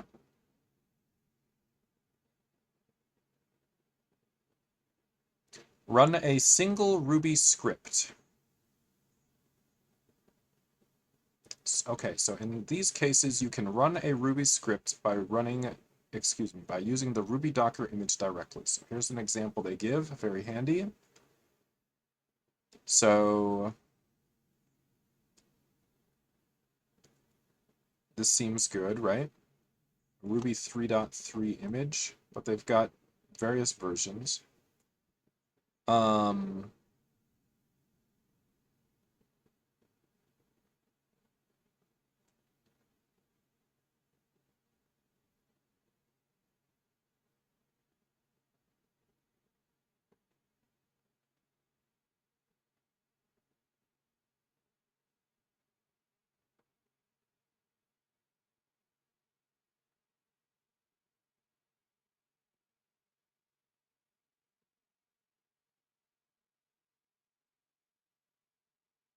Okay, so let's try this guy.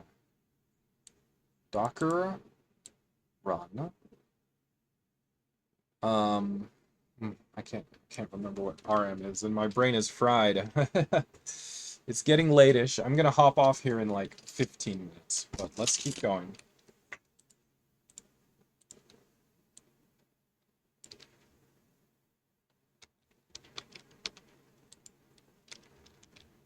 Okay, Docker run. So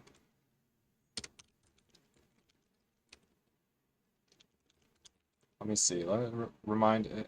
RM I feel like is mounting something, but let me just see.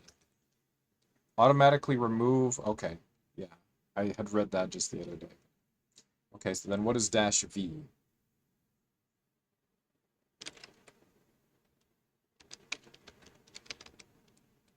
Bind mount a volume. Okay, and what is -w? That's the working area or something like that, I think. Maybe I'm just making that up. Working directory, that's what I said. Okay, well, maybe I was making it up, maybe I wasn't, but I guess it was right. Okay, let's not do Ruby 3.3. Let's do, well, first of all, so I made a change to the gem file. Let's restore both of these to the way they were.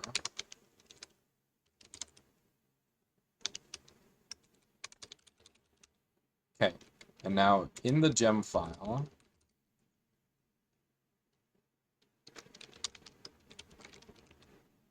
we see 344. So we want 344 for the Docker. Okay.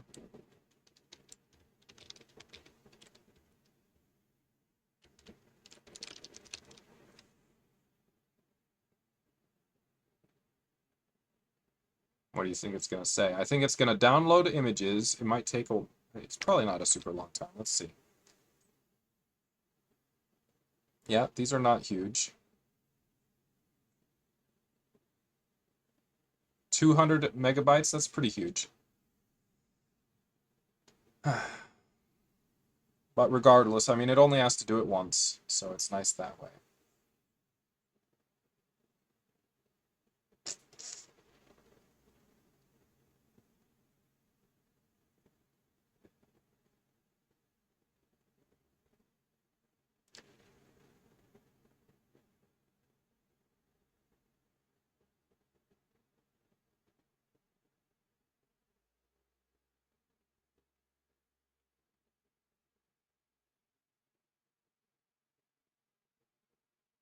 Yeah, should have gone the Docker route way like well over an hour ago. But let's see how it goes.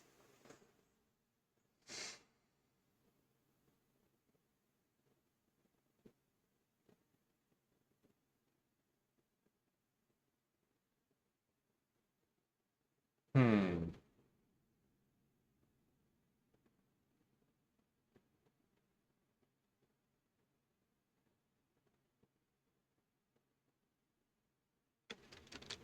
Something about this doesn't quite seem right. Like I thought a lot of this was already done.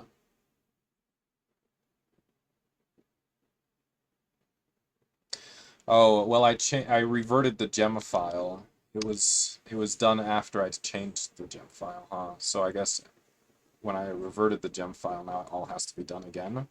Uh, I'm not sure I buy that. Something seems amiss.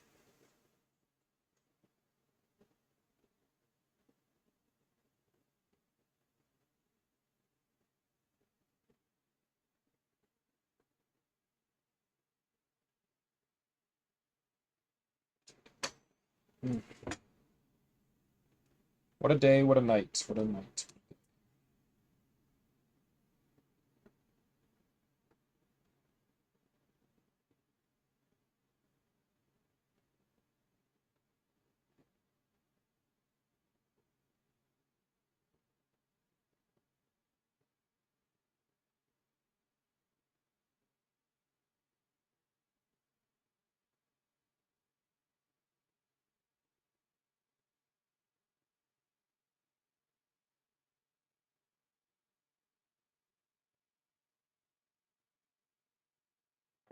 I don't know, I really tired myself out, but it's alright.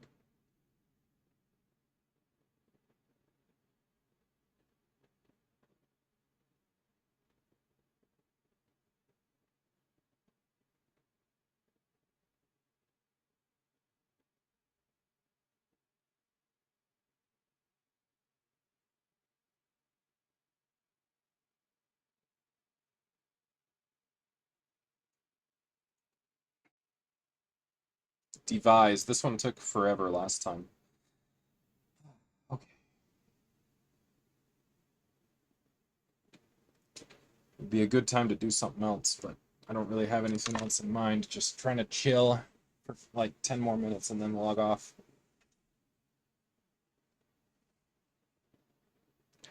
Ugh.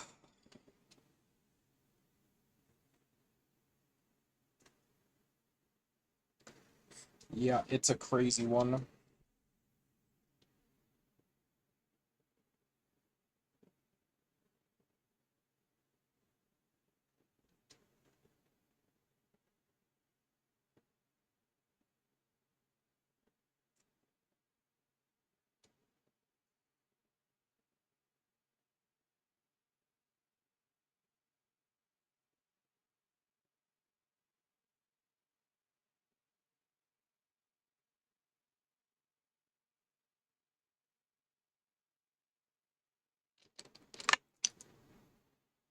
'Yeah, I wonder, like, man, for the uninitiated, like, it makes me wonder, like, what would get a person into Rails? Like, I don't know, man. Options that are available now, like Go, like you can use Go and it's just so much slicker, it seems like. You could use Swift.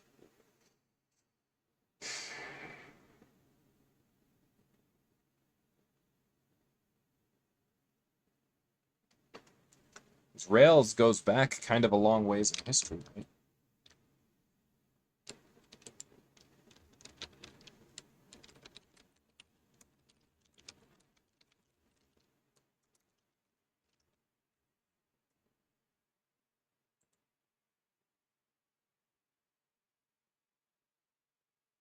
2005, emergence in 2005 greatly influenced web app development.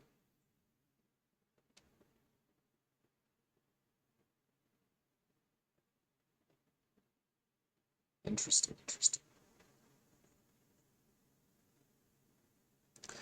But you know what's interesting about this? So they've listed some Django in Python, Catalyst in Perl, Laravel, Cake PHP, and Yi in PHP, Grails in Groovy, Phoenix in Elixir, Play in Scala, Sales.js in Node.js. Interesting.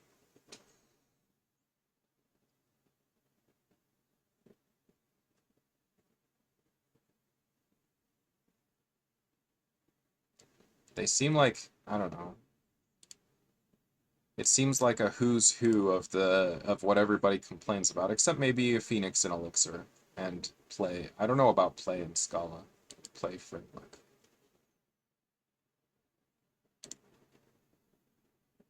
Still installing devise. Oh man. Oh man.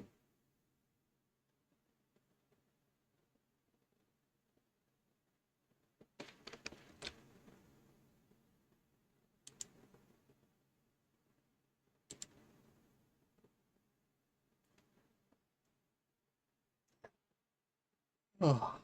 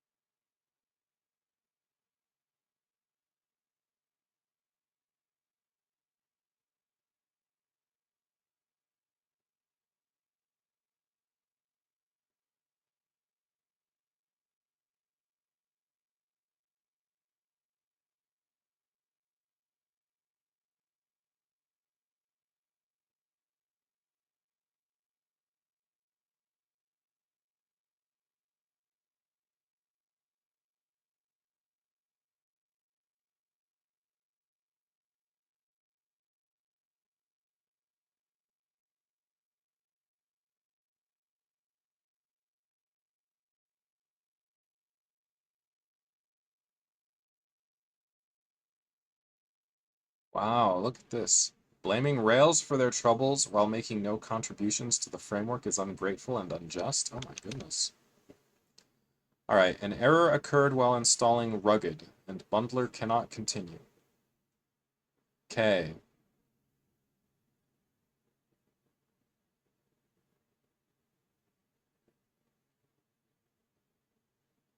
CMake is required to build Rugged. Alright, well, interesting.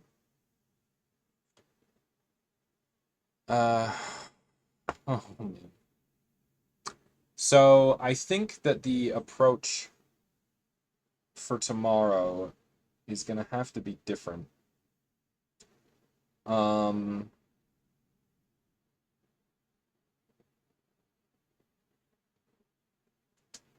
so I guess the problem isn't like I would simplify it by saying, oh well, the problem is I can't get I can't get Ruby to install. But I guess it's not quite that simple because like their website has like a lot of different dependencies. And maybe it makes sense because I mean it's a big website, it's been around for ages. It's had a lot of users at various times. Whatever the reason, it's got a lot of dependencies, right? So it's not so much just a matter of we can't get Ruby to install. It's just a matter of like we need to get Ruby to install in exactly the right way, and we're not quite there yet.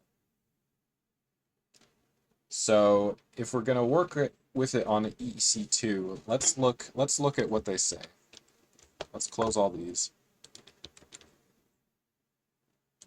So let's go back and try and review all this information. All right. So we do not encourage people to fork or reuse this repository. It's got some forks, but not a crazy amount. This is the website component of Exorcism. It is Ruby on Rails app backed by various other services. Okay, these are instructions to get things working locally. While you are welcome to try and follow these instructions and set up this repo on your local machine, we provide no guarantee of things working on your specific local setup. Okay. So I'm not sure. I feel like a good default for EC2 is to use Ubuntu on EC2. So that's what I'm going to try.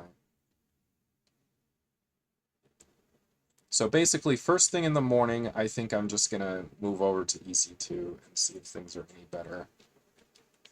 There is some information. Okay, hold on.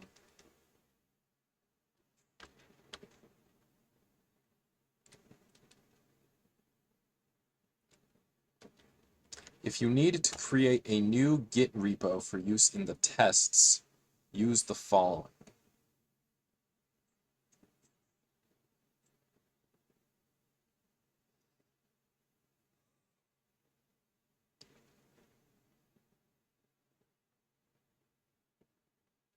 Hmm.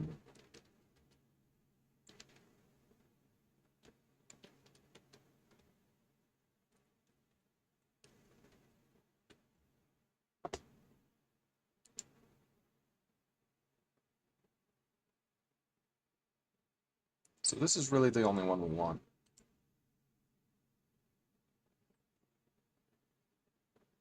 So what am I imagining? I'm just kind of imagining that if we get started on kind of a fresh EC2, with Ubuntu, with not much anything else going on, we follow the instructions on DigitalOcean for how to get started.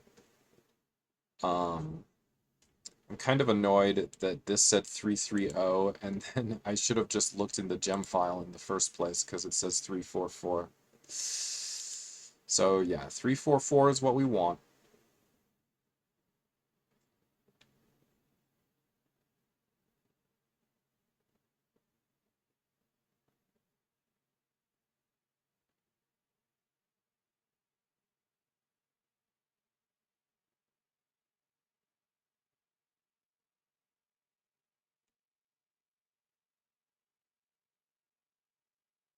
So in the morning, that's what I'm thinking. I'll hop on a fresh AWS account for this project. We'll get on the EC2 and we'll follow this step by step. We'll try to keep it minimal-ish.